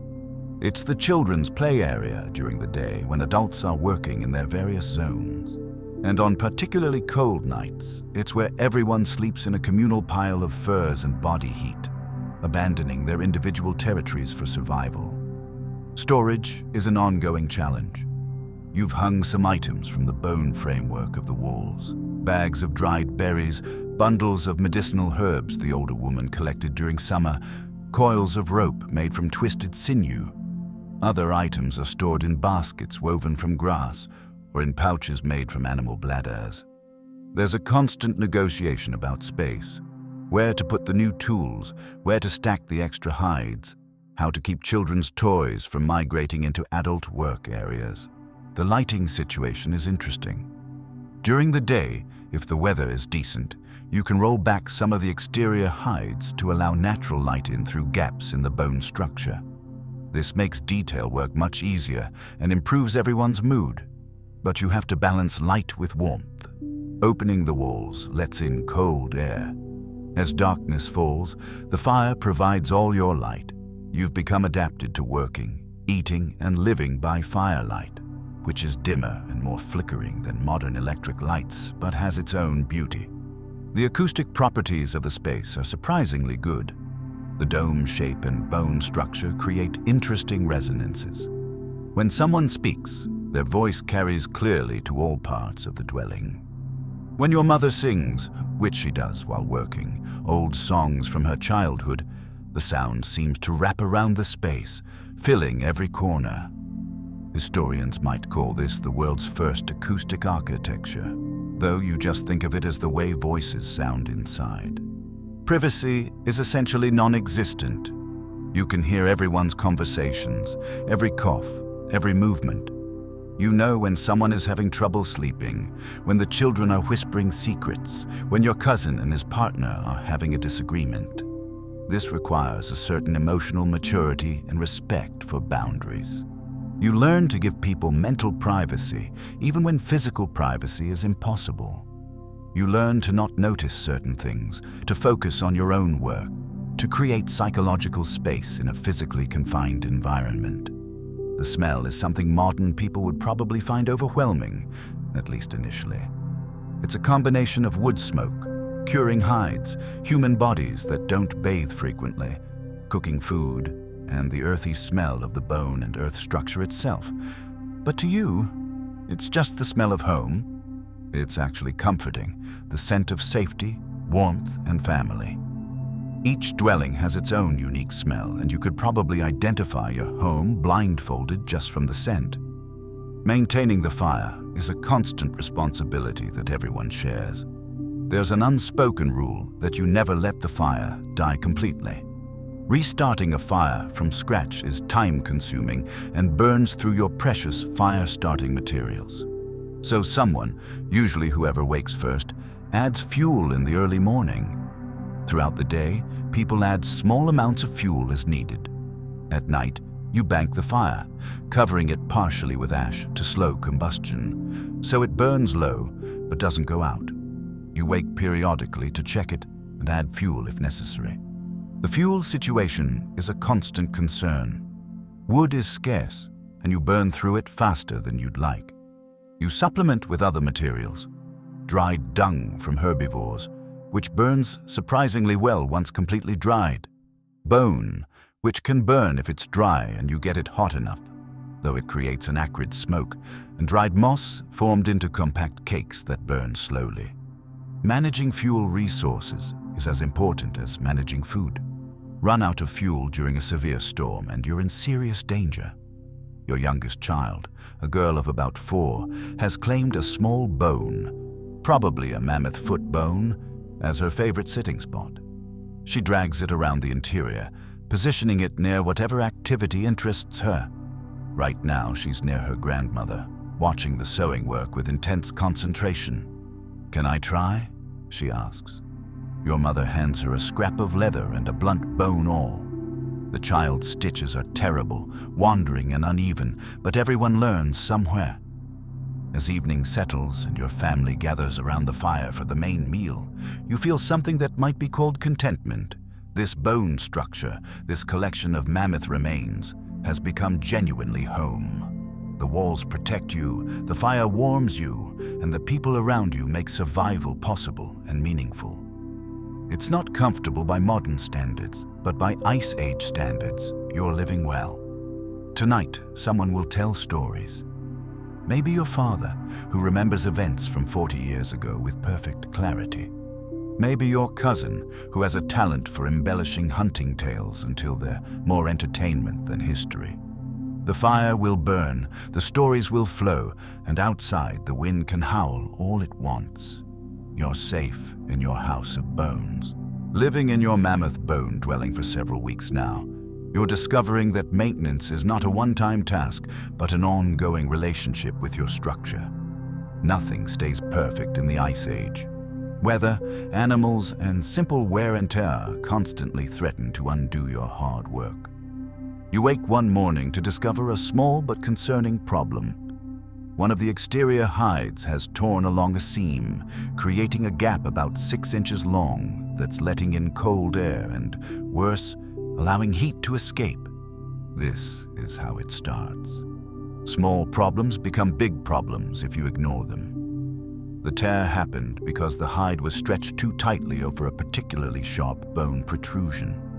Every time the wind pushed against the hide, it rubbed against that sharp point, gradually wearing through the leather. It's a design flaw you didn't anticipate during construction, but now you know better. Your repair will involve not just patching the hide, but also padding that bone protrusion with moss to prevent future tears. You spend the morning on repair duty. First, you need to remove the damaged hide, which means loosening the bone pins holding it in place, being careful not to damage the surrounding hides or disturb the insulation layer beneath. The wind is particularly brutal today, making the work miserable. Your fingers go numb within minutes of being exposed. You have to periodically duck back inside to warm your hands by the fire, then return to the repair. The hide itself can be salvaged. You cut away the damaged section, about a foot-long strip, and prepare a patch from one of your spare pieces. Sewing leather in cold weather is challenging because the material becomes stiff and resistant. You warm the patch and the damaged hide by the fire to make them more pliable. Then use a bone awl to punch holes and sinew thread to stitch them together. Your stitches need to be tight and overlapping. This repair must be watertight. While you're working outside, you notice other issues that need attention. Several of the moss insulation bundles have become compressed or fallen out of gaps between bones. These need to be replaced or restuffed. You make a mental note to collect fresh moss when weather permits. Some of the exterior hides are showing signs of wear, not torn yet, but thinning in places where wind constantly pushes against them. These will need to be rotated or replaced before they fail completely. Here's something that archaeologists find evidence of at excavation sites: repeated repairs and modifications. The dwellings that have been studied show multiple layers of construction, areas that were rebuilt, sections that were reinforced. These weren't static structures built once and left alone. They were living buildings, constantly being adjusted, repaired, and improved. Your dwelling will be no different. The bone structure itself requires monitoring. Several weeks ago, one of the vertical support bones shifted slightly. Maybe from ground movement caused by frost heave, maybe from wind pressure on the walls. The shift was only an inch or two, but it created a slight lean in one section of the roof. You and your cousin spent an afternoon carefully excavating around the base of that support, repositioning it and repacking the earth more securely. It was exhausting work, but necessary. A collapsed roof section could be catastrophic. Ice accumulation is another constant concern. When your fire burns hot, warmth radiating through the smoke hole melts snow on the roof. That water runs down, following the curves of the bones and hides, but if temperatures drop suddenly, it can freeze. Ice is heavy, much heavier than snow, and adds significant load to your structure. You've had to climb onto the roof several times to knock off accumulated ice, a dangerous task that requires good balance and careful footing. The entrance tunnel is particularly problematic. It's the lowest point of your structure, and water naturally wants to flow there. During a brief warm spell last week, meltwater created a small stream that flowed directly through your entrance. The interior floor became muddy and miserable. Your solution was to dig a shallow drainage channel that diverts water around the entrance rather than through it. It's a simple fix, but it took several hours of digging in partially frozen ground. Animals present their own maintenance challenges. A wolverine tried to dig under your wall 2 nights ago, probably attracted by the smell of food stored inside. You woke to the sound of scratching and growling. Your cousin went outside with a torch and threw rocks until the animal retreated. But it left damage. A section of your foundation has been partially excavated, destabilizing several bones. Today you'll need to fill that hole with rocks and pack it tightly to discourage further digging. Smaller animals are a constant nuisance. Field mice have discovered your dwelling and seem convinced it's a perfect place to nest. They squeeze through gaps you didn't know existed and help themselves to any food left unprotected. You've lost count of how many times you've had to chase them out, only to find new ones have moved in. Some families try to keep small predators, like weasels, semi-domesticated to control rodent populations, but that comes with its own problems. Nothing in the Ice Age is simple. Birds sometimes try to nest in the smoke hole during warmer weather. You've had to install a sort of screen made from woven grass that allows smoke to pass, but prevents birds from entering. It's not perfect. The screen needs regular replacement because smoke and heat degrade it, but it's better than having birds nesting inside your roof structure, bringing parasites and creating fire hazards with their dry nesting materials. The hearth requires its own maintenance routine. The stone lining occasionally cracks from thermal stress. The repeated heating and cooling creates expansion and contraction that no stone can withstand indefinitely. When a stone cracks, you need to remove it carefully. It's surrounded by hot ashes and other stones, and replace it with a new one. You keep a small stockpile of suitable stones specifically for hearth repairs. Ash accumulation is significant. Your fire produces ash constantly, and it builds up surprisingly fast. Too much ash in the hearth reduces fire efficiency and can actually smother flames. Every few days, you need to carefully remove ash and dispose of it. Some of it gets scattered on the floor around the edges of your dwelling, where it helps absorb moisture and provides a bit of insulation. Some gets dumped outside, creating an ash midden that will confuse future archaeologists who wonder why there's so much concentrated ash in one location. The interior hides also need attention. They absorb smoke, moisture from cooking and breathing, and general grime from daily living. Every few weeks, you take them down, take them outside, and beat them vigorously to remove accumulated soot and debris. It's unpleasant work. You end up covered in soot yourself, but it makes a noticeable difference in interior air quality.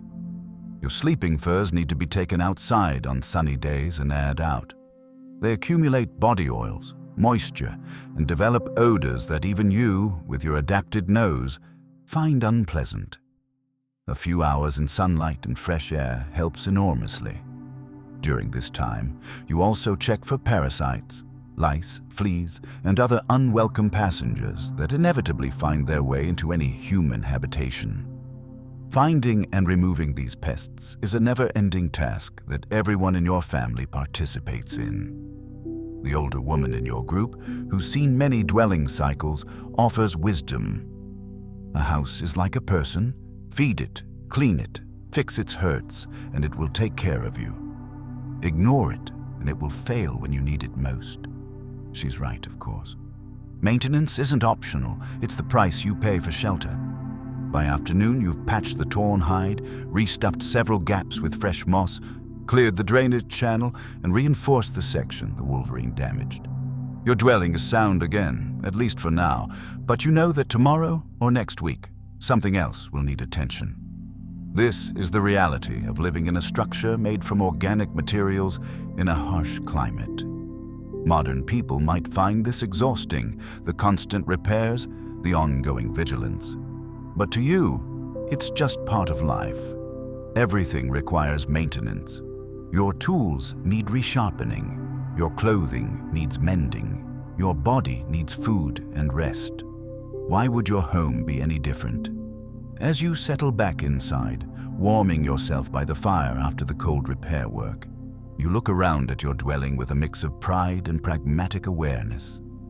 It's not perfect, and it never will be. But it's yours, and with constant care, it will shelter your family through the harshest winter the Ice Age can throw at you. One of the most profound misconceptions about Ice Age life is that humans were solitary wanderers, lone families eking out desperate existences in a frozen wasteland. The reality, which your Mammoth Bone dwelling proves, is far more complex and socially sophisticated. The structure you're living in couldn't have been built by one person or even one family. It required community, coordination, and cooperation on a scale that tells us something important about human nature. Let's do the math that archaeologists love to obsess over. Your dwelling required bones from approximately 35 mammoths. Those bones needed to be located, which meant scouting across miles of territory. They needed to be excavated from frozen ground, transported to the construction site, and assembled according to a complex architectural plan. The hides covering your structure represent at least 20 large animals, reindeer, bison, horses, that needed to be hunted, butchered, and processed. The moss insulation required gathering hundreds of pounds of plant material.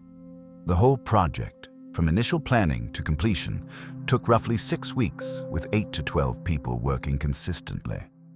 That's not a family project, that's a community undertaking. Your band consists of about 40 people spread across several family groups, and during the construction period, almost everyone contributed something. The strongest adults did the heavy lifting, moving bones, positioning structural elements. The elderly, like the woman who supervised your work, provided knowledge and guidance accumulated over decades. The skilled craftspeople, hide processors, stone knappers, rope makers, created the specialized materials you needed. Even the children helped, gathering moss, sorting bones, fetching water, and performing dozens of small tasks that freed adults for more demanding work. There was also sharing of resources that went beyond simple labor. Your family contributed most of the mammoth tusks because your hunting territory includes an area where mammoths frequently die. Another family provided most of the reindeer hides because they're particularly skilled at hunting those animals. A third family had stockpiled an enormous amount of dried moss collected over summer. Everyone brought what they had, creating a common pool that made construction possible. This kind of cooperation isn't random or purely practical. It's deeply social. The anthropological term for this is reciprocal altruism, but you just think of it as helping your neighbors with the understanding that they'll help you when you need it. Your cousin helped build shelters for 2 other families last year. This year, those families sent people to help with yours. It's not a formal accounting system, but everyone knows roughly who owes what, and social pressure ensures that people contribute fairly. There's also something that historians debate endlessly. Did Ice Age communities have leaders? Did your band have a chief or council? The truth is complicated and probably varies by group. You don't have a formal hierarchy with titles and authority structures, but you do have influence networks. The older woman who supervised construction has enormous influence because of her knowledge and experience. A particularly skilled hunter has influence because his success feeds many people. Your elderly father has influence because he remembers events and patterns that younger people haven't experienced yet. Decisions about major projects, like where to build dwellings, when to move to new hunting grounds, how to respond to conflicts with neighboring bands, get made through something resembling consensus. People gather, usually around a fire, and talk.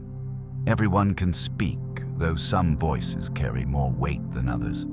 Eventually, a general agreement emerges, and people act accordingly. It's not democracy in the modern sense, but it's not autocracy either. It's something in between that works for small groups where everyone knows everyone else. Your dwelling has become a social hub for the broader community.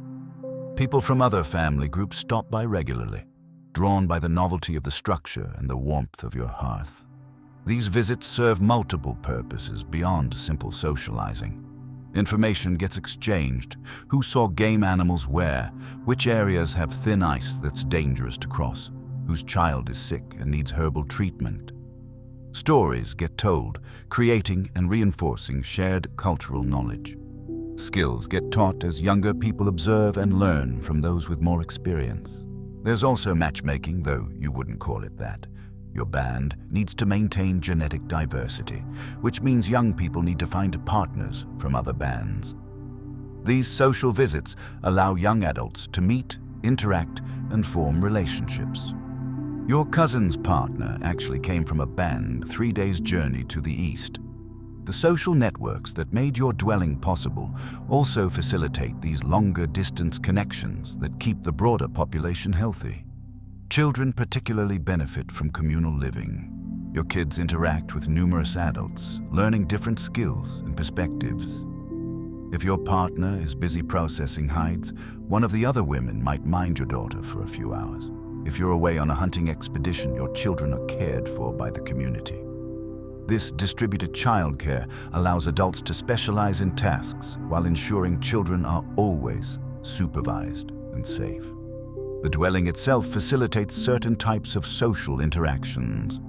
On particularly cold nights, multiple families sometimes crowd into a single structure for shared warmth and companionship. Last week, during a severe storm, your dwelling housed 15 people. Far more than it was designed for, but everyone squeezed in because the alternative was risking exposure.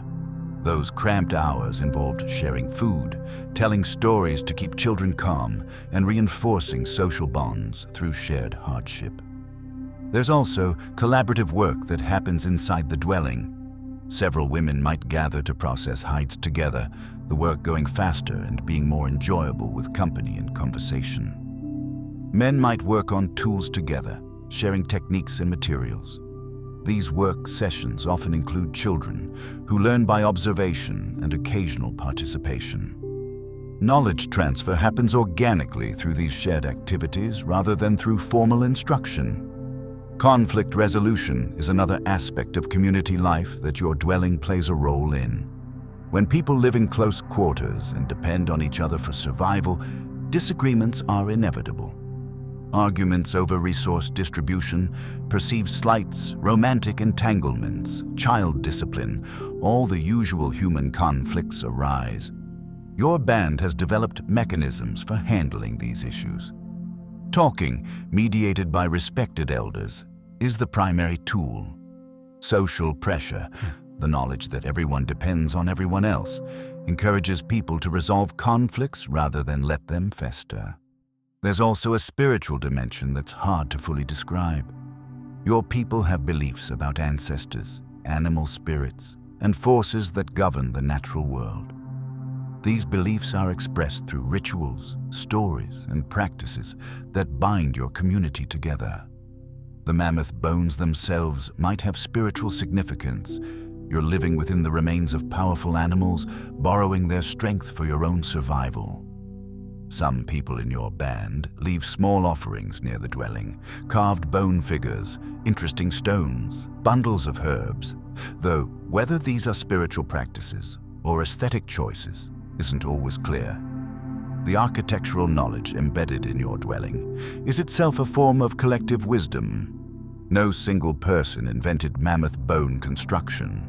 It evolved over centuries through experimentation, failure, success, and incremental improvement. Each generation added refinements, better insulation techniques, more stable foundation designs, improved smoke management. This knowledge is held collectively and transmitted through hands-on teaching and apprenticeship. You're not just living in a bone house, you're living in accumulated cultural knowledge. As evening falls and several families gather in your dwelling for a shared meal, someone brought fresh meat, another contributed rendered fat, a third has some precious dried berries. You're reminded that survival in the Ice Age isn't about individual strength or cleverness. It's about being part of something larger than yourself. It's about building homes that require dozens of people and skills you don't personally possess. It's about creating social networks that provide safety, knowledge, companionship, and meaning. The bone walls around you aren't just protection from cold and wind. They're physical manifestations of human cooperation, evidence that your species' greatest survival tool has always been each other.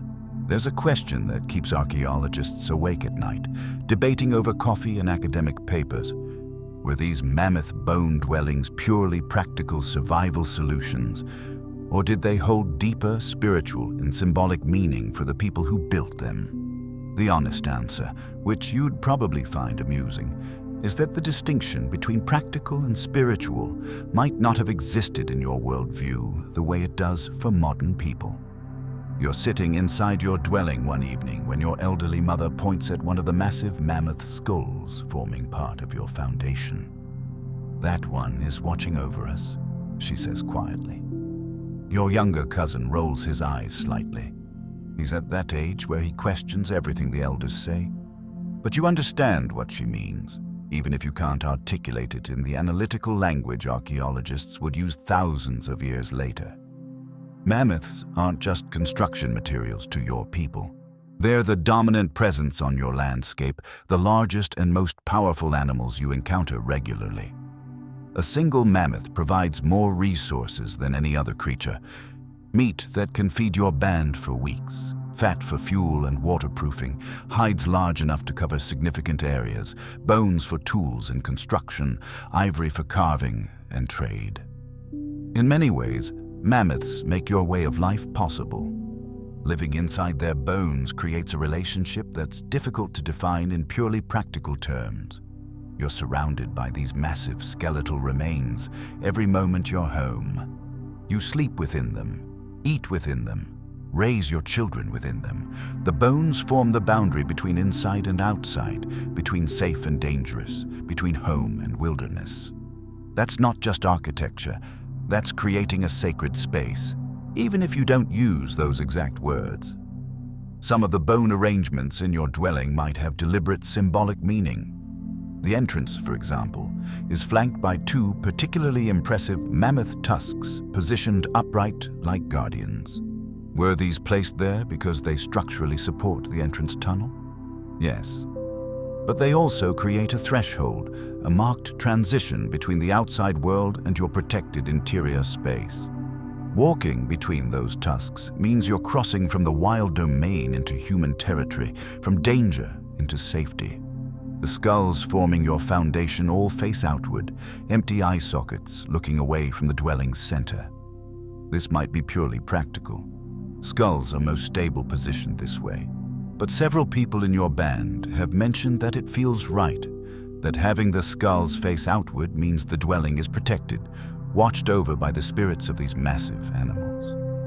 Historians debate whether this represents genuine spiritual belief or simply aesthetic preference, but perhaps that's a false dichotomy. Your father tells stories. He's an endless repository of stories about the mammoth people who lived before humans, who were giants that walked on two legs and built enormous structures. These stories might be mythology, cultural memory of actual extinct creatures, or something in between. But when he tells these tales inside your dwelling, surrounded by mammoth bones, they feel more real, more present. The bones themselves become storytelling props, physical evidence of a world that was different but still connected to your own. There's also the question of death and decay. Mammoths die, their flesh rots away or gets consumed by scavengers, but their bones remain. For years, sometimes decades, these bones persist on the landscape, weathering but not disappearing. In a world where death is ever present, where people die from injury, illness, starvation, cold, the persistence of these bones might represent something important. Mammoths die, but their bones continue. People die, but their memory, their stories, their contributions continue through the community. Some scholars have suggested that mammoth bone dwellings represent a form of hunting magic or sympathetic relationship with the animals. By living within mammoth bones, By surrounding yourself with their remains, you're somehow connecting to Mammoth's spirit or essence, improving your chances of successful hunts. There's no way to know if your people believe this explicitly, but there are small practices that suggest something like it. Before a hunt, some hunters touch specific bones in the dwelling, whispering words you can't quite hear. After a successful hunt, there's a small ceremony where offerings are made near the dwelling. Meat, fat, sometimes carved bone objects. The process of building itself might have had ritualistic elements. When you positioned the first foundation skull, the older woman spoke words in an older dialect you don't fully understand, possibly a blessing or protection prayer. When the final roof bone was placed, your band gathered around the dwelling and sang, a simple, repetitive melody that everyone knew. Were these actions necessary for structural integrity? No. But they marked important transitions, acknowledging that you were creating something significant. Children growing up inside mammoth bone dwellings develop particular relationships with the structure. Your daughter has named several of the bones. There's the friendly rib that curves in a way she finds pleasing, and the grumpy skull with eye sockets that look stern. To her, these aren't inert materials. They're almost alive, presences with personalities. Adults might dismiss this as childish imagination, but it also represents a worldview where the boundary between living and dead, animate and inanimate, is more permeable than modern thinking would suggest. Dreams that occur inside the dwelling are sometimes treated differently than dreams that occur elsewhere. Several people in your band have reported vivid dreams involving mammoths when sleeping inside the bone structure. Dreams of following mammoth herds, dreams of being protected by massive animals, dreams of transformation or communication. Whether these dreams have special significance is debated, but the fact that people mention them and remember them suggests they're culturally meaningful. There's archaeological evidence that some mammoth bone dwellings contained deliberate deposits, caches of objects that seem to have been placed intentionally rather than accidentally lost. Carved bone figurines, unusual stones, collections of animal teeth, ochre pigments. These might be offerings to spirits, they might be ceremonial objects, they might be valuable items hidden for safekeeping, or they might be something else entirely. Your own dwelling has a small niche near the entrance where someone, you're not sure who started this, has placed several small carved bones and an unusually symmetrical stone. People occasionally add to this collection, though no one discusses it openly. The scholarly debate continues about whether these placements represent religious belief, superstition, aesthetic appreciation, or practical traditions. But from inside your dwelling, the question seems almost irrelevant. The bones serve practical purposes. They hold up walls, support the roof, block wind, and they also do something else, something harder to articulate. They make this space feel protected, significant, like it matters in ways that go beyond simple shelter. When your mother says a skull is watching over you, she might mean it literally. Believing the mammoth spirit remains present. She might mean it metaphorically. The skull represents protection. She might mean something that doesn't fit neatly into either category, something that combines physical and spiritual in ways modern language struggles to capture. What's undeniable is that building homes from the bones of the most powerful animals in your world created structures that were simultaneously practical and profound. You're living inside death, inside the remains of creatures that died months or years or decades ago. But you're also living inside life, inside a structure that makes continued human life possible in an environment that would otherwise kill you. The mammoth bones hold you up in every sense of those words. The relationship between your people and mammoths is about to undergo a transformation that you can't fully perceive yet, but there are signs, subtle changes that the most observant members of your band have started noticing. The herds seem smaller than they were when your grandparents were young. The areas where mammoths traditionally congregate are less reliable. Finding fresh mammoth remains for construction is becoming slightly more difficult each year. Something is shifting in the world, and it will eventually reshape everything about how your people live. Climate is the underlying driver, though you don't have that word or that concept. What you notice is that winters seem slightly less brutal than the stories your elders tell. Spring arrives a few days earlier. The summer thaw extends a bit longer. These changes sound positive. Who wouldn't want milder weather? But they're disrupting the delicate ecosystem that has existed for thousands of years. The Mammoth Steppe itself is changing. This unique environment, cold, dry, and covered in nutritious grasses, exists because of specific climatic conditions. As those conditions slowly shift, the plant composition changes. Different grass species appear, ones that mammoths find less nutritious or less palatable. Shrubs and small trees begin encroaching on areas that were previously open grassland. These changes happen gradually, over generations, so no single person notices them as a dramatic transformation. But compare your landscape to detailed stories from 50 years ago, and differences emerge. Mammoths are creatures of the steppe. They evolved for this environment, developing their massive size, thick fur, and digestive systems optimized for specific plants. As the steppe changes, mammoths face stress. Nutrition becomes slightly less abundant. Migration routes get disrupted. The population, which has been stable for millennia, begins, very slowly, to decline. Your band doesn't have data or statistics. You have observations. I remember when mammoth herds would pass through this valley 3 times each winter, your grandfather says. Now we're lucky to see 1 herd per season. Is he just being nostalgic? Are his memories exaggerated by time? Maybe.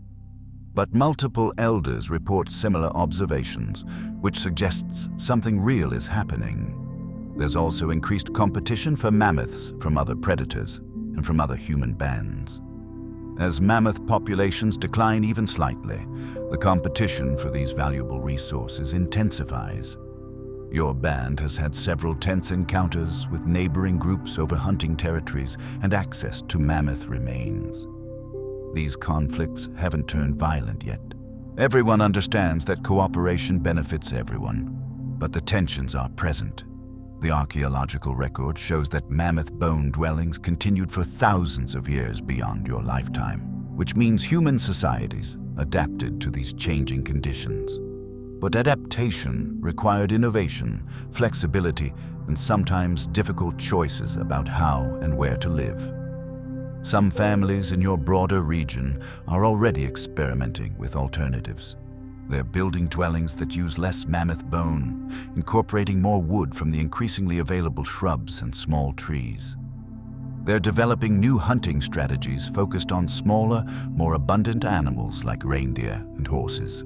They're adjusting migration patterns to follow changing animal distributions. These aren't revolutionary changes. They're subtle adaptations that accumulate over time. Your own dwelling represents what might be called the peak of mammoth bone architecture. You have access to enough bones to build an impressive structure. You have the accumulated knowledge of many generations of builders, and the technique has been refined to near perfection. But your children or grandchildren might face different circumstances. They might need to adapt these techniques, modify them, or eventually move away from mammoth-dependent lifestyles entirely.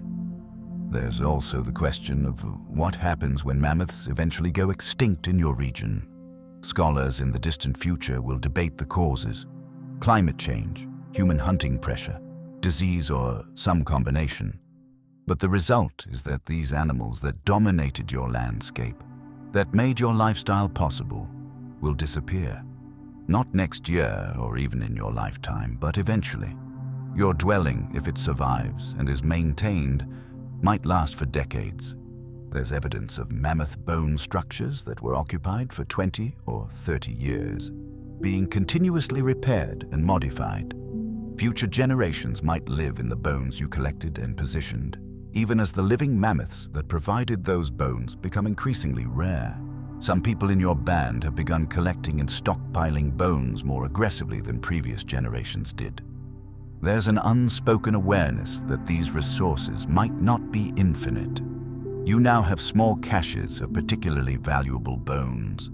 Long, straight-leg bones ideal for construction, skulls in excellent condition, undamaged tusks, stored away for future use or potential trade. This is forward planning, recognizing that future conditions might differ from current ones. The younger generation, including your cousin who helped build your dwelling, is learning multiple skill sets. They're becoming proficient not just in mammoth bone construction, but also in alternative building techniques. They're learning to work with wood, to dig semi-subterranean shelters, to create structures from stone and sod. This diversification is practical. It provides options when specific resources become unavailable. But it also represents a subtle shift away from mammoth-dependent culture.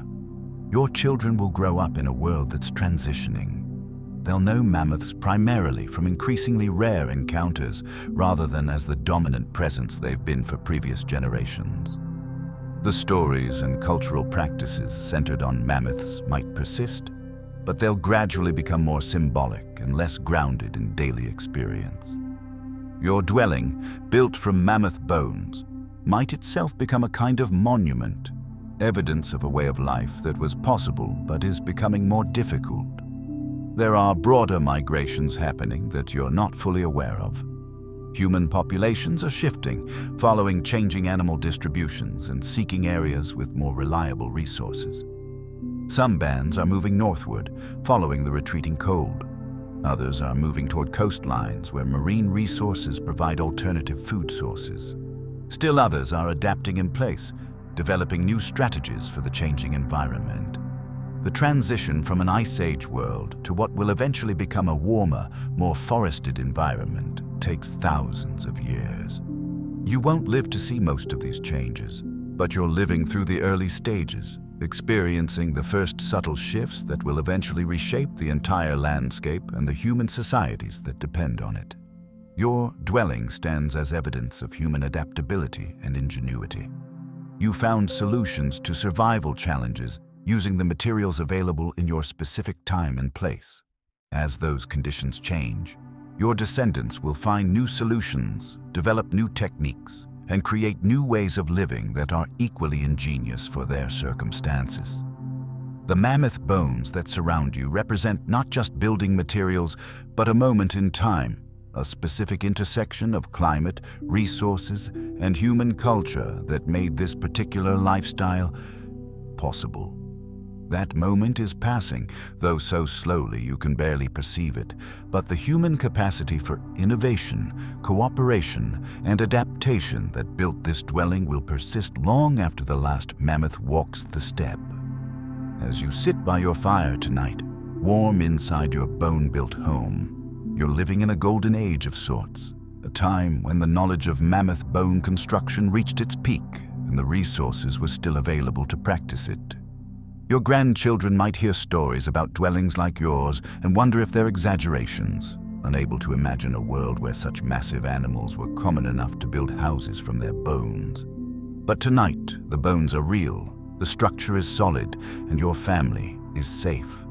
Tomorrow's challenges will be met by tomorrow's people, with whatever tools and knowledge they have available. Thousands of years after you and everyone you know has turned to dust, archaeologists will stand on frozen ground in places like Mezherish in Ukraine, Kostenki in Russia, and other sites scattered across Eastern Europe and Siberia, staring at circular patterns of bones jutting from the earth. They'll carefully excavate these remains, photographing and measuring every bone, trying to reconstruct not just what these structures looked like, but what it meant to be human during the Ice Age. The first major discovery happened in 1965 when a farmer in Ukraine was digging a cellar and struck something hard, a mammoth skull. What he'd actually found was the foundation of a dwelling almost identical to yours, preserved in frozen soil for approximately 15,000 years. That initial discovery led to decades of careful archaeological work, eventually revealing multiple dwellings at the site, along with countless artifacts that told stories about the people who lived there. What amazes these future scientists is the sophistication of the construction. They expected, if they thought about Ice Age humans at all, to find crude shelters, desperate survival architecture thrown together by people barely scraping by. Instead, they found evidence of complex planning, architectural knowledge, and construction techniques that required cooperation, skill, and cultural transmission of information across generations. The bone patterns tell stories. At Mezhirich, researchers documented one dwelling that contained bones from at least 95 individual mammoths. Though not all bones from each mammoth were used, this suggests selective harvesting. Your ancestors knew which bones were most useful and left the rest. The foundation skulls were positioned with remarkable precision, creating nearly perfect circles despite having no measuring tools more sophisticated than rawhide cords and eyeball estimates. The internal organization of these dwellings reveals itself through artifact distribution. Archaeologists find concentrations of stone tools in specific areas, the tool working zones you'd recognize. They find hide processing tools in other sections. Cooking areas are identifiable from burned bone and charred food remains. The hearths show evidence of repeated use, rebuilding, and maintenance over years or even decades. These weren't temporary camps. These were homes where people lived full lives. One of the most remarkable discoveries involves evidence of decoration. Some mammoth bone dwellings contained bones with carved patterns, geometric designs, abstract shapes, and sometimes representational images.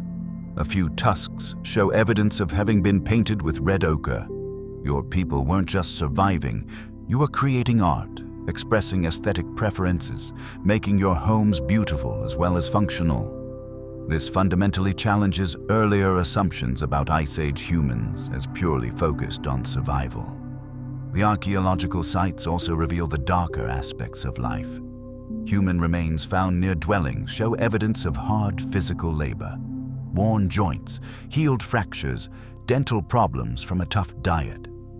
Life expectancy was short by modern standards, with few people surviving past 40. Infant mortality was high. The bones tell stories of pain, injury, and disease alongside the stories of innovation and community. Climate data, extracted from ice cores and sediment layers, confirms what you experienced. The world was colder, drier, and profoundly different from modern conditions. Researchers can map the extent of the Mammoth Steppe, understand the plant and animal communities that existed, and trace how those ecosystems changed over time. The environmental conditions that made mammoth bone dwellings necessary, treeless landscapes in a brutally cold climate, have no modern equivalent, which makes understanding these structures even more challenging. There's ongoing debate in academic circles about exactly when and why mammoths went extinct. The current consensus suggests a combination of climate change and human hunting pressure, though the relative importance of each factor is still argued. What's clear is that by about 10,000 years ago, mammoths had disappeared from most of their former range, persisting only in isolated populations that eventually died out. With them went a way of life, a building tradition, and a specific relationship between humans and megafauna. Modern experimental archaeology has attempted to reconstruct mammoth bone dwellings using replica materials. Researchers have built structures based on excavated evidence, testing theories about construction techniques and living conditions. These experiments reveal just how much knowledge and skill the original builders possessed. It's not easy to build a stable dome from bones, and modern attempts often fail multiple times before achieving success. Your ancestors, apparently, got it right consistently. The dwellings also provide evidence about Ice Age social organization. The amount of labor required for construction proves that humans lived in cooperative groups, not as isolated families. The presence of valuable trade goods, shells from distant oceans, stone tools from sources hundreds of miles away, amber from the Baltic region, proves that extensive trade networks existed, connecting communities across vast distances. The Ice Age world was more interconnected than previously imagined. There's something poignant about these excavations. The archaeologists who carefully brush soil from 15,000-year-old bones are trying to understand people they'll never meet, reconstructing lives from fragmentary evidence. They'll write papers about construction techniques and resource utilization, but they'll never fully know what it felt like to live inside those bone walls, to gather around those ancient hearths, to tell stories under mammoth rib rafters. But they try. They create computer models, showing how the dwellings would have looked when complete. They calculate thermal efficiency and estimate how much firewood would be needed to keep interiors warm. They analyze wear patterns on tools to understand what tasks were performed where. They study DNA from bone samples, revealing information about mammoth populations and genetic diversity. Every fragment of evidence adds another detail to the picture of Ice Age life. The general public, when they learn about mammoth bone dwellings, often reacts with surprise. These structures challenge comfortable narratives about human progress. The idea that people steadily evolved from primitive to advanced, from crude to sophisticated. Your dwelling proves that humans 15,000 years ago were just as intelligent, creative, and capable as modern people. They simply faced different challenges and developed different solutions. Museum exhibits sometimes include reconstructions of mammoth bone dwellings, allowing visitors to walk inside and imagine Ice Age life. Children press their faces against barriers, marveling at the massive bones. Adults read explanatory plaques about construction techniques and daily life. Everyone leaves with a slightly different perspective on what it meant to be human during a climate and landscape that no living person has experienced. Educational programs use these dwellings as teaching tools, examples of human adaptability, sustainable resource use, and ingenious problem-solving with limited tools. Architecture students study them as examples of structure and design. Anthropologists reference them when discussing social cooperation and cultural transmission. The dwellings you built for purely practical reasons have become windows into a lost world, teaching tools for a future you couldn't imagine. Your home, if it survived in the archaeological record, might be in a museum right now. The bones you carefully positioned, the walls you insulated with moss, the hearth where you gathered with family, all of it preserved, studied, and displayed for people from a warm, comfortable world to wonder at. They'll see the bones, but won't feel the cold that made them necessary. They'll imagine the fire, but won't understand the constant fear of running out of fuel. But they'll recognize something essential, that the people who built these structures were fundamentally human in all the ways that matter. You loved your children, cooperated with your community, solved problems creatively, and created homes that were both functional and meaningful. The materials were different, the challenges were different, but the human experience, the desire for warmth, safety, and connection, was exactly the same. The mammoth bones that sheltered you have outlasted the flesh that once covered them. They've outlasted the mammoths themselves, extinct for thousands of years. They've outlasted the Ice Age climate that created the conditions for your way of life. And they'll outlast the memory of the specific humans who positioned them so carefully in circular patterns on a frozen landscape. But as long as those bones remain in the ground or in museum collections, your story continues. You built something that would last, and in ways you never anticipated. It did. The fire in your hearth burns low now, just glowing embers casting soft, dancing shadows against the mammoth bone walls that surround you. Outside, the wind has finally quieted to a gentle whisper across the frozen steppe. And inside, the warmth you've created holds steady, wrapping around you like the softest fur.